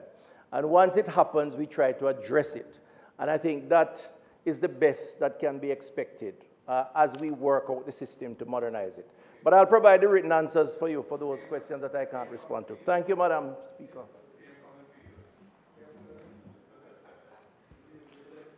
So member from St. Mary Central, I spent the time to take a look again at the standing orders and Erskine me, because I know for sure, observing the mechanism we are applying in question and answer session is not quite correct. And opposition leader, I was in fact correct. It is past 3:15. You would need to seek permission of the speaker for the additional questions that you would like to pose if they are not for clarification. And it would be the same for any other individual wanting to stand up to ask additional questions. It actually has requirements for both the minister responding, not to have exceedingly long responses, and the minister after 3:15 is also required for all additional questions to be sent in writing. An hour after the session, the clerk is required to have those communicated to the minister. Yes, opposition leader. So, member from St. Mary Central, do you have any more questions for clarification, or do you have additional questions you would like to put to the minister? Both, Madam Speaker. Thank you, Madam Speaker. I won't be long. Minister, you indicated that at Victoria Jubilee Hospital, to get the PROMAC HDU unit functioning there, you're currently using Victoria Jubilee, yes. You're currently using split units. Is it not ideal that the central unit is what is required for these facilities, because there's a possibility of infection?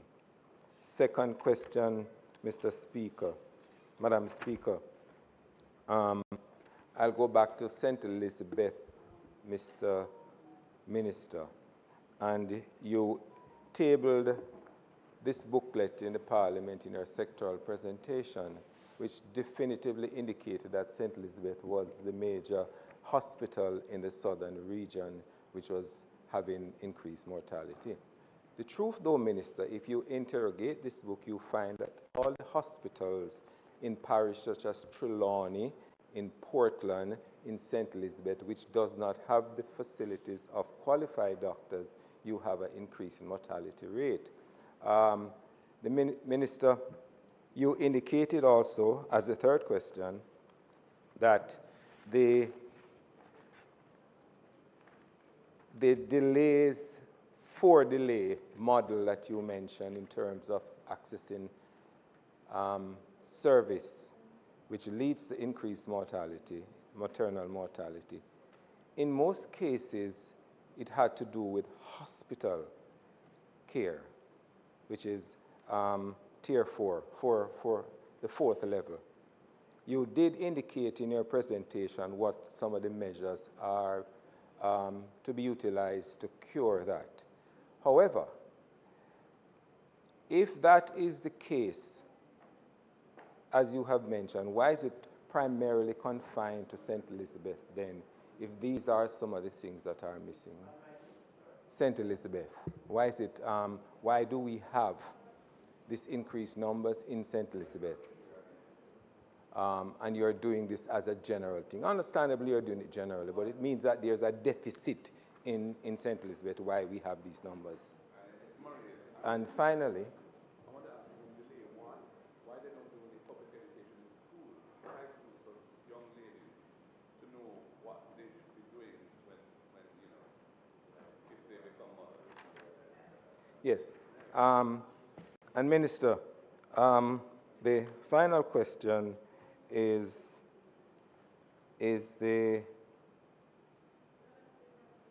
well, it was asked already in terms of procuring specialized nurses and doctors. Go ahead, Lee. In the analysis of the responsiveness to the problems of maternal mortality and so on, the different delay structures that you have, I was wondering in relation to delay 1 and the responses to deal with that, why there wasn't a, for example, in 5th form or 6th form, why young ladies are not given some information around, you know, in years to come when motherhood ensues, how they ought to address these issues. Because, yeah, antenatal care and so on, because it seems to me that that would be a captive audience who would be receptive to learning and could carry that information forward, even into their own communities and for their own benefit later on. Yeah. Madam Speaker, thank the members for this. So let me be quick on this. The first question raised by the member from the parish of St. Mary, the lovely parish of St. Mary, you're right, a central unit is the desired position, and split units do have the potential higher risk. And in fact, there's a debate taking place now at Victoria Jubilee around that, in that some of the doctors are very uncomfortable. I am uncomfortable, but I have suggested to them, to the team, that they should find a way to make it work until we can get the ideal with special provisions if necessary for the cleaning and so on. Now, I know there's a risk, like everything else, but we have a problem in this country with our service, our equipment service providers. And in fact, I have given instructions to the extent that persons have service contracts and are not fulfilling them, and I won't go into specifics on company, that we explore the possibility of going to court and take some action against some of these companies. Because you have companies where you have an agreement with them to install and to maintain, and we have more downtime than we have working time. Not to mention the fact that they spend more time not stocking the tools here, the parts, they stock it abroad, which essentially is shifting the risk to the patient and to the hospital and to the health system, rather than them taking on that risk by having parts here so that they can provide when we have downtime. So invariably you have these 3-week, 1 month, 2 months wait because a part has to be manufactured in Germany and so on. And I think it's unfair.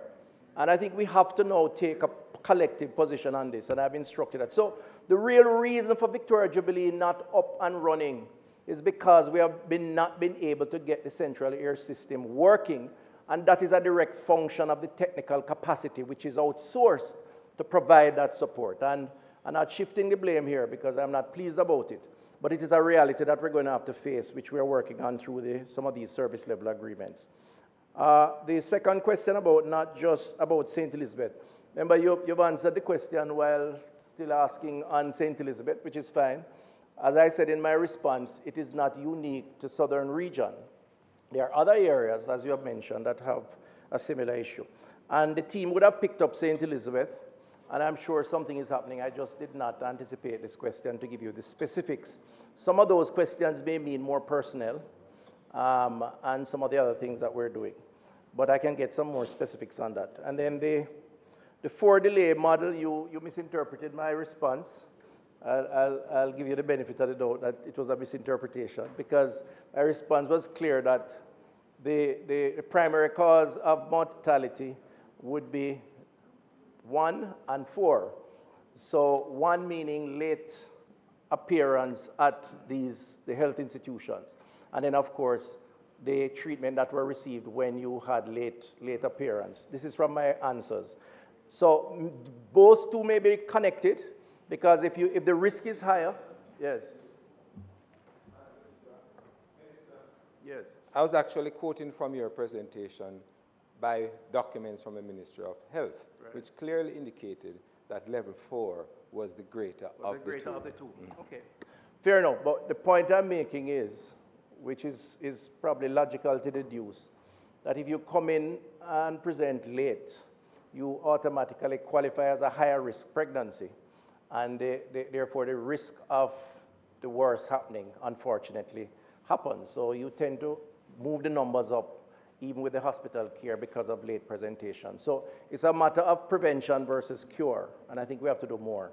Which leads me to the last question that the opposition leader raised about training high schoolers.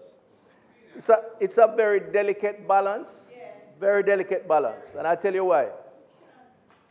You know, sex education in the school system is fraught with controversy because there is an interpretation, which I'm sure you do not intend, that we are at a stage of young teens, 15, 16, maybe 17, teaching them about having children and maybe encouraging them to have children. Now, there are arguments to support a discussion around taking care of yourself and family planning and that sort of thing, but you have to be very careful that we don't appear to be promoting, even with the declining population, and you have heard my comments on that, saying to young people, who some of whom are below the age of consent, that they must ensure that they go to the health center when they are pregnant, almost insinuating that somehow we are enhancing or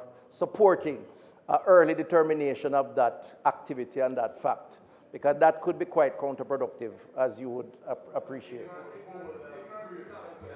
Thank you, Minister. House Leader, we have gotten to the end of questions and answers to questions. Members, has been a long session. Let me just finish up, House Leader. Motions that may be made at the commencement of public business requiring notice. We have none.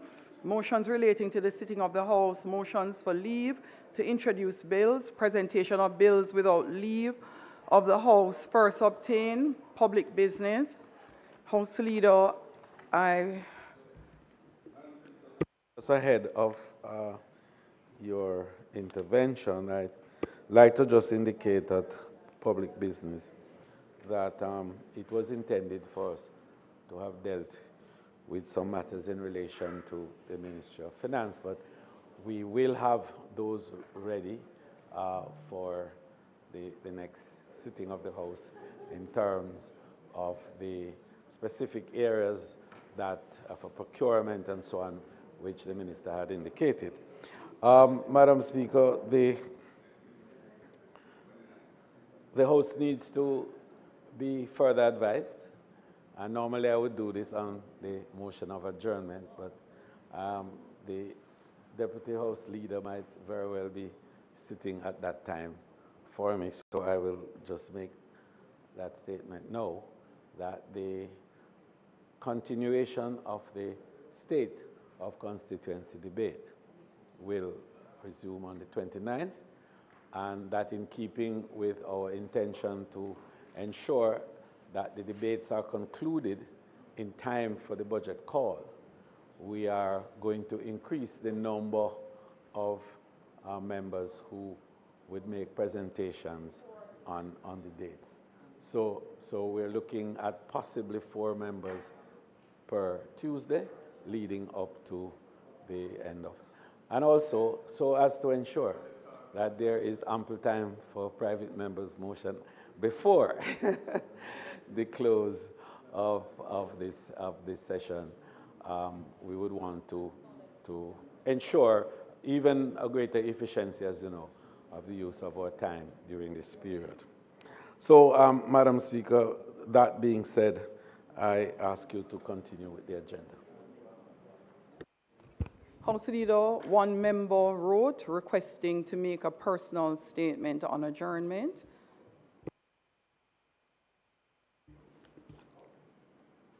We seek leave of the House. Permission granted, member. I seek permission, Madam Speaker, to speak on the motion for adjournment. Those in favor? Aye. Those against? The ayes have it. Put down, Tony.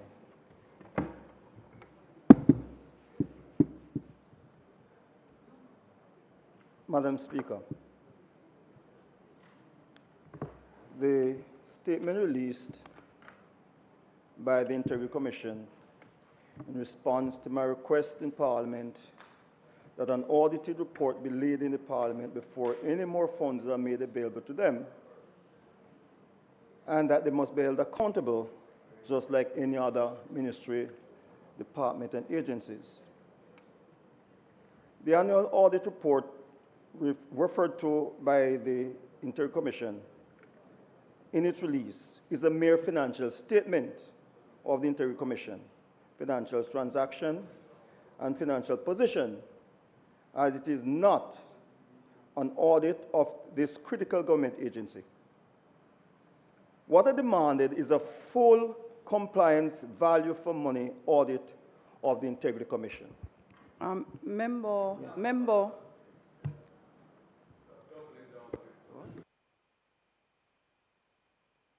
May I take a look at the statement you're reading there, member, versus what you supplied?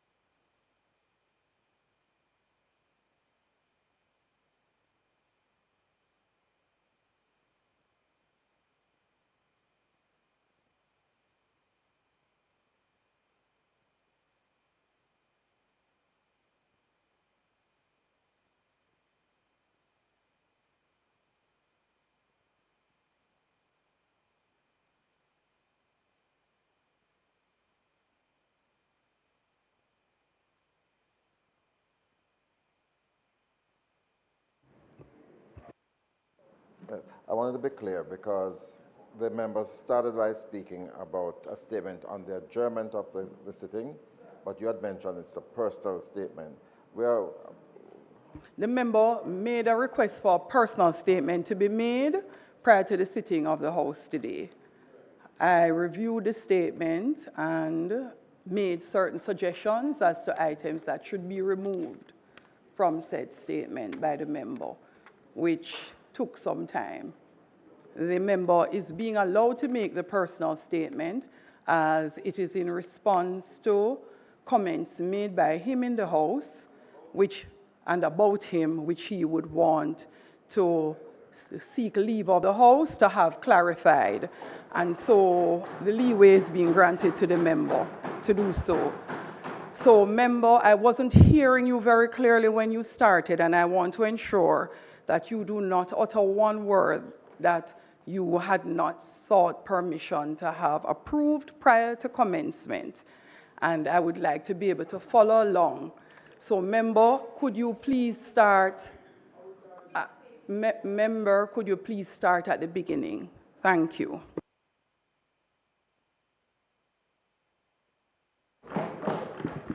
Thank you, Madam Speaker. The statement I'm making is because of reference that was made about me publicly in the public domain.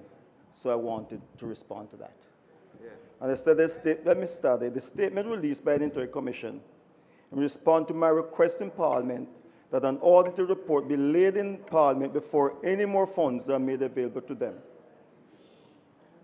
And they must be held fully accountable, just like any other ministry, department, and agencies. The annual audit report referred to by them as in their release is a mere financial statement of the Integrity Commission financial transaction and financial position, and is not an audit of this critical government agency. What I demanded is a full compliance value for money audit of the Integrity Commission to audit and examine its management and administrative control, security control, information technology control, external and internal controls, human resources practices, policies and procedures, and oversight procedures of the Integrity Commission. Financials, the focus here. Financial statement audit focuses on the accuracy and completeness and presentation of financial data, ensuring compliance with accounting principles such as international financial reporting. Value for money audit focuses on 3 E's: economy, minimizing cost; efficiency, maximizing output from resources; and effectiveness, achieving intended outcome. It looks at operational performance rather than just financial accuracy. Financial statement audit involves detailed testing of transaction, balances, and disclosure within the financial statements. Auditors examine documents, verifying calculations, and check compliance with regulations.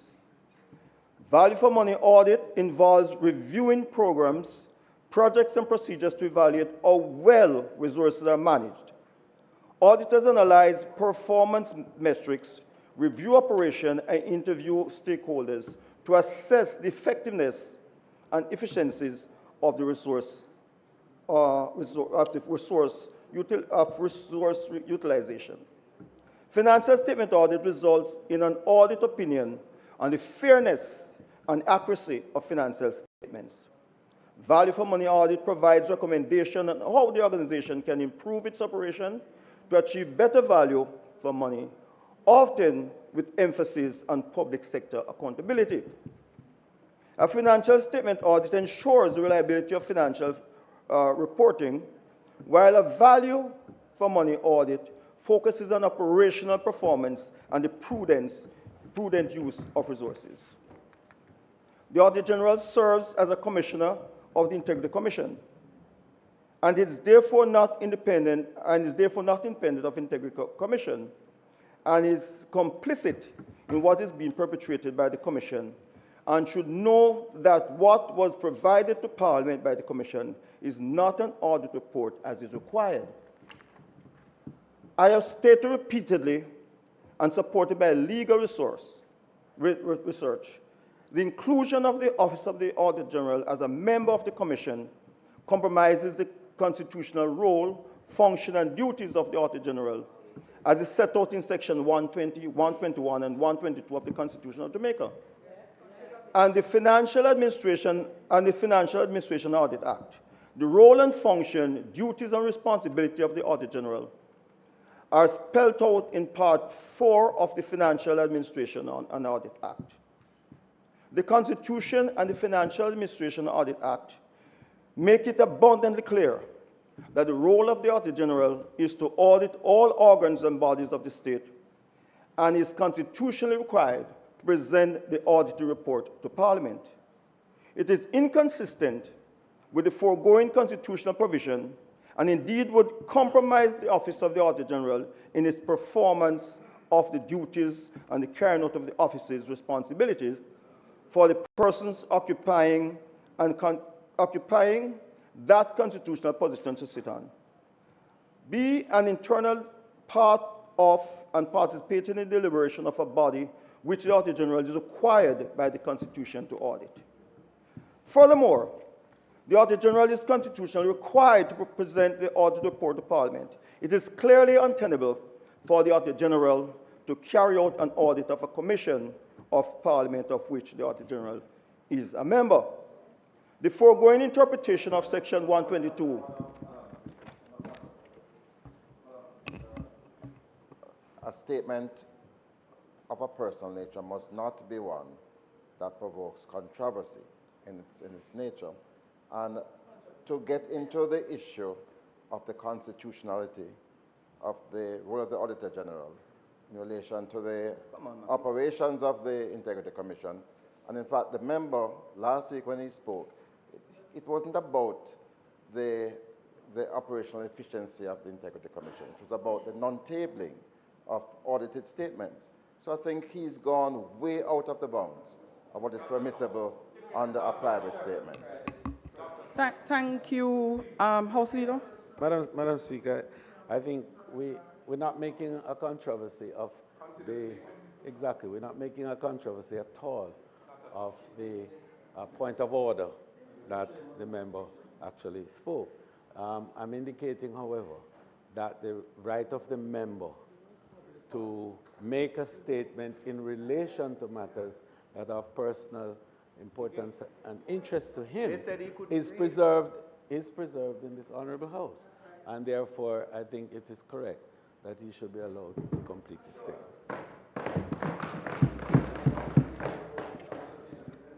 No, the speaker made every effort to read the statement in its entirety before allowing the member to proceed. So the speaker would have ruled once the member is reading what was previously approved for so doing.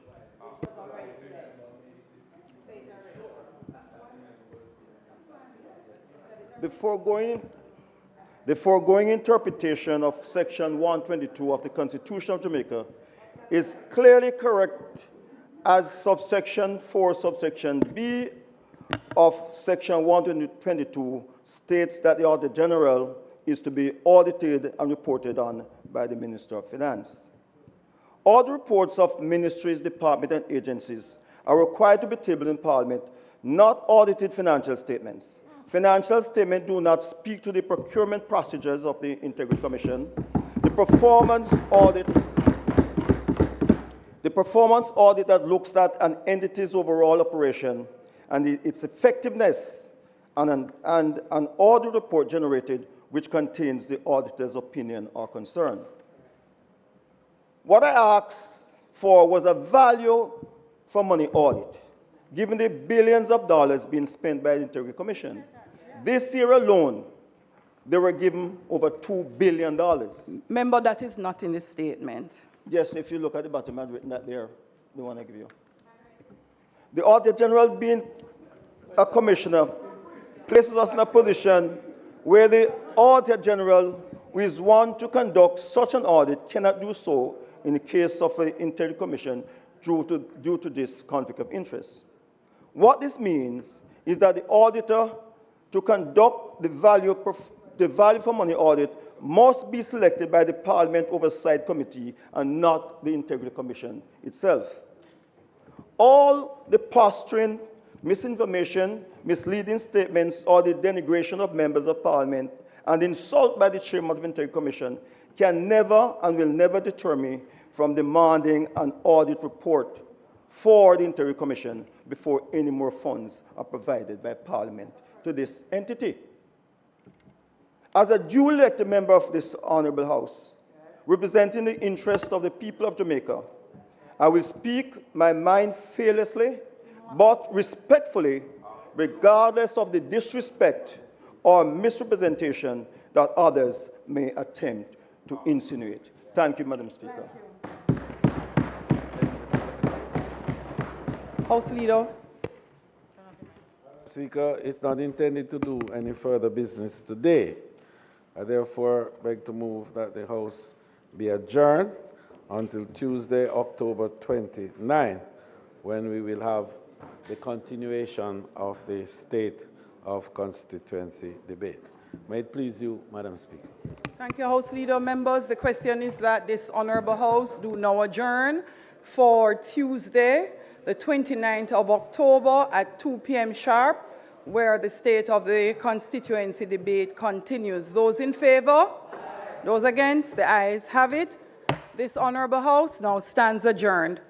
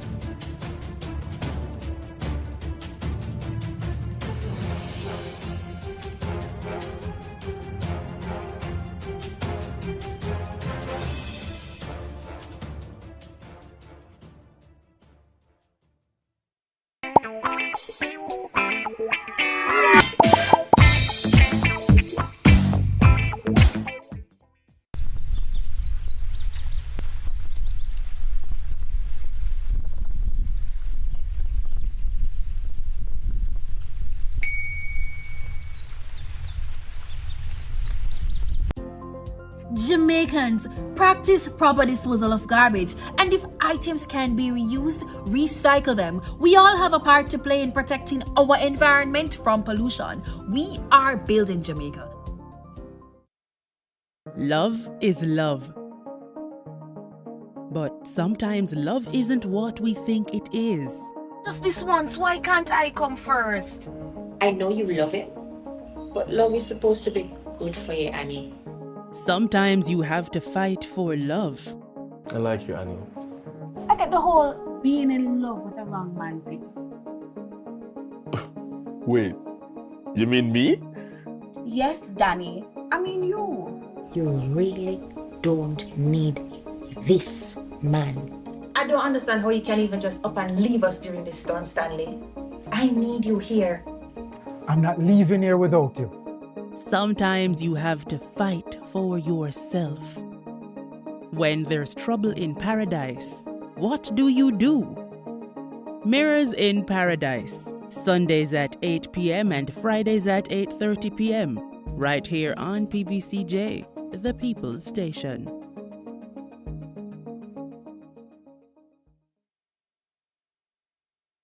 Whenever you hear the following tone, the Office of Disaster Preparedness and Emergency Management, ODPEM, will be giving information on an emergency situation affecting the island. Please be on the alert and listen to your radio and television for further information.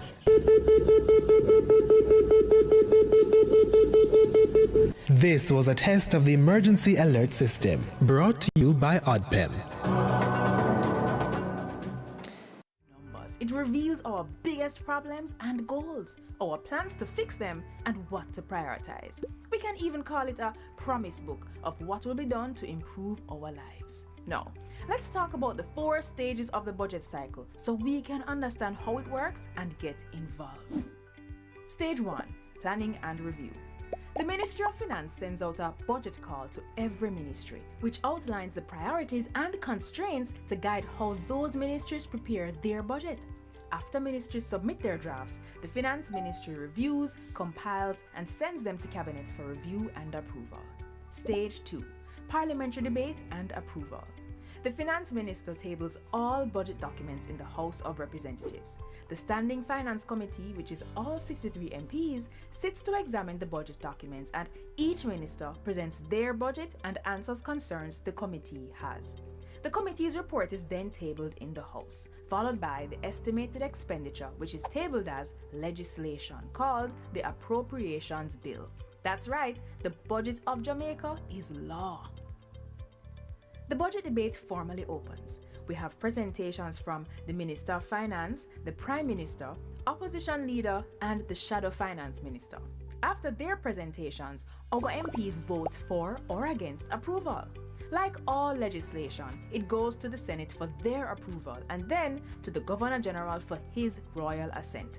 No later than March 31st, end of the financial year. Stage 3, implementation.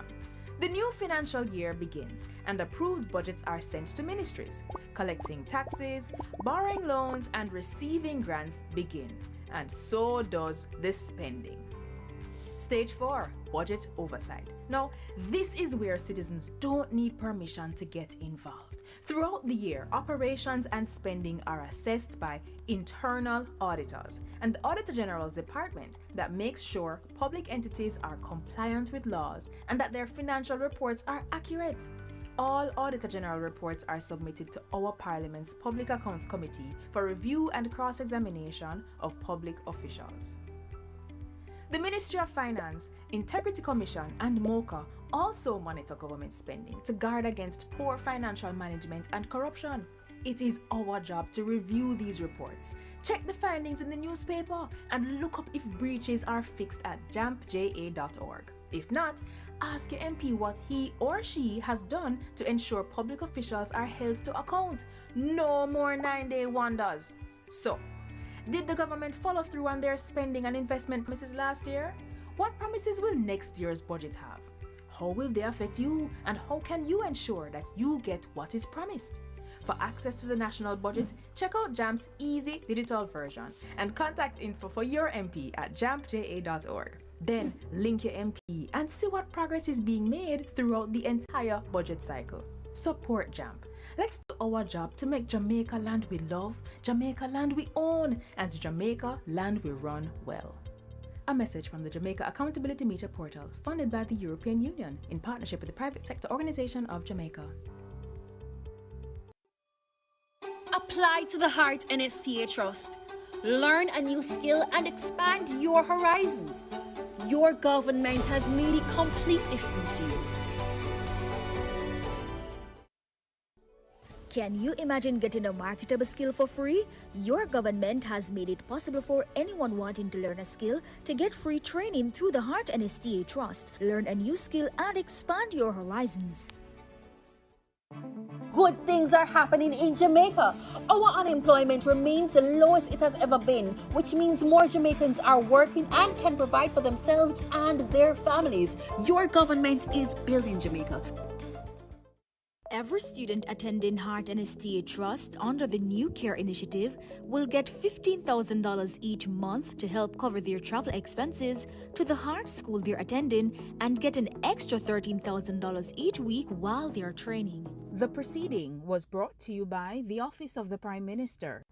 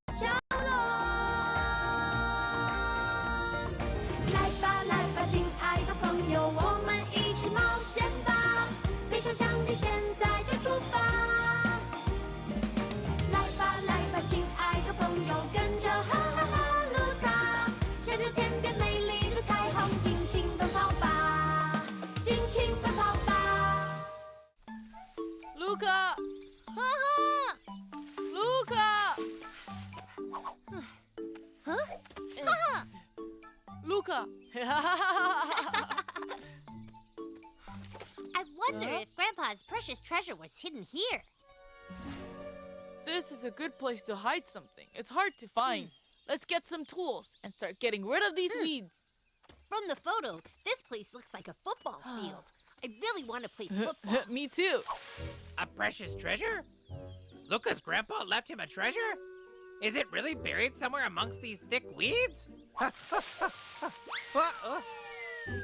In Portugal, football is really popular. I love football so much. Do you? You don't know? Here in China, everyone loves football more than any other sport. Luca! You have to hurry back to the homestay. A new guest has arrived. Hippo! Hippo? The celebrity goalkeeper? The football star?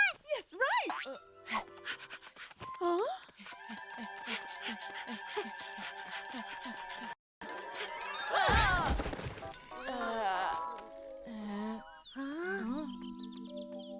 Looks like everyone's excited. Yay! Yeah. Let go of me. I want to see Hippo. I'm an old man. Show me some respect. Let me in first. Excellent job. Our friends who stay here deserve to have some privacy.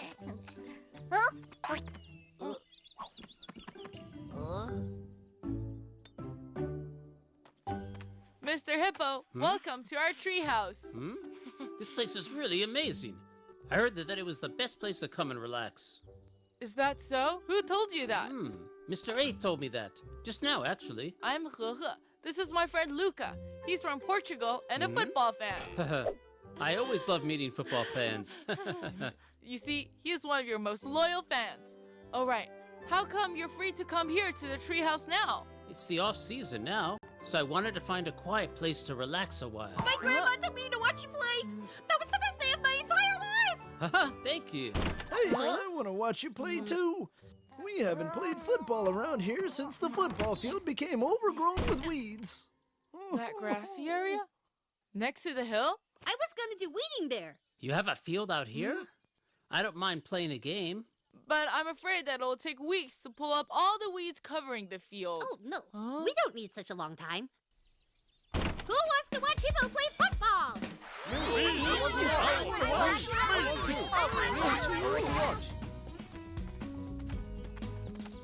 Within the next few hours, we need to clear out the weeds and prepare the field. Hey, I'm also here to help, if you don't mind. Everyone came out here to help you, so I felt lonely in the treehouse by myself. Let's get to work. Foxy has already started weeding here. Thank you, Foxy. Come on, let's clean up our football field. Everyone's here. So how can I search for the treasure now? There's nothing you can do now. I feel like I could still continue to search for the treasure if someone helps me distract everyone. Right, my friend?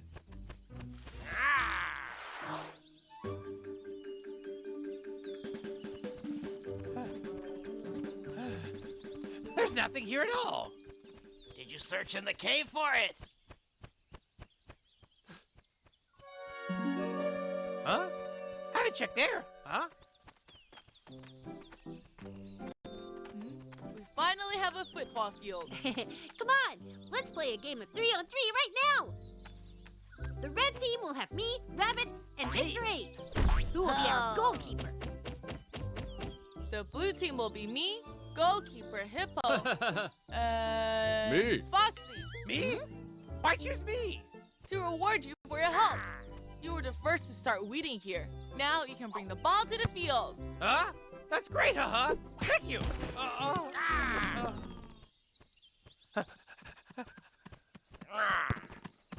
You have to play in the game now. So how can you go search inside the cave? Watch and learn, my friend Crow. I fell down. Oh, I've got it. There's nothing interesting in here. It seems I need to take the ball to check another cave. I stole it from you. I need that ball. Stop. Huh? Hey! I kicked the ball forward and Cool Hippo was defending! Wow, it's unbelievable! Hey! Hey! Yeah! Hey! Oh, yeah!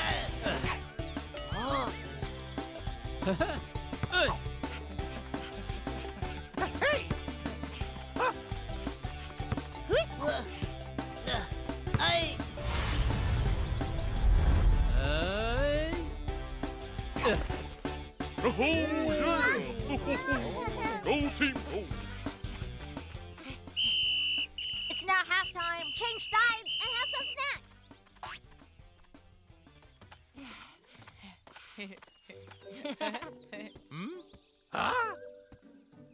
You don't want to kick with your toes. Use the arch of your foot.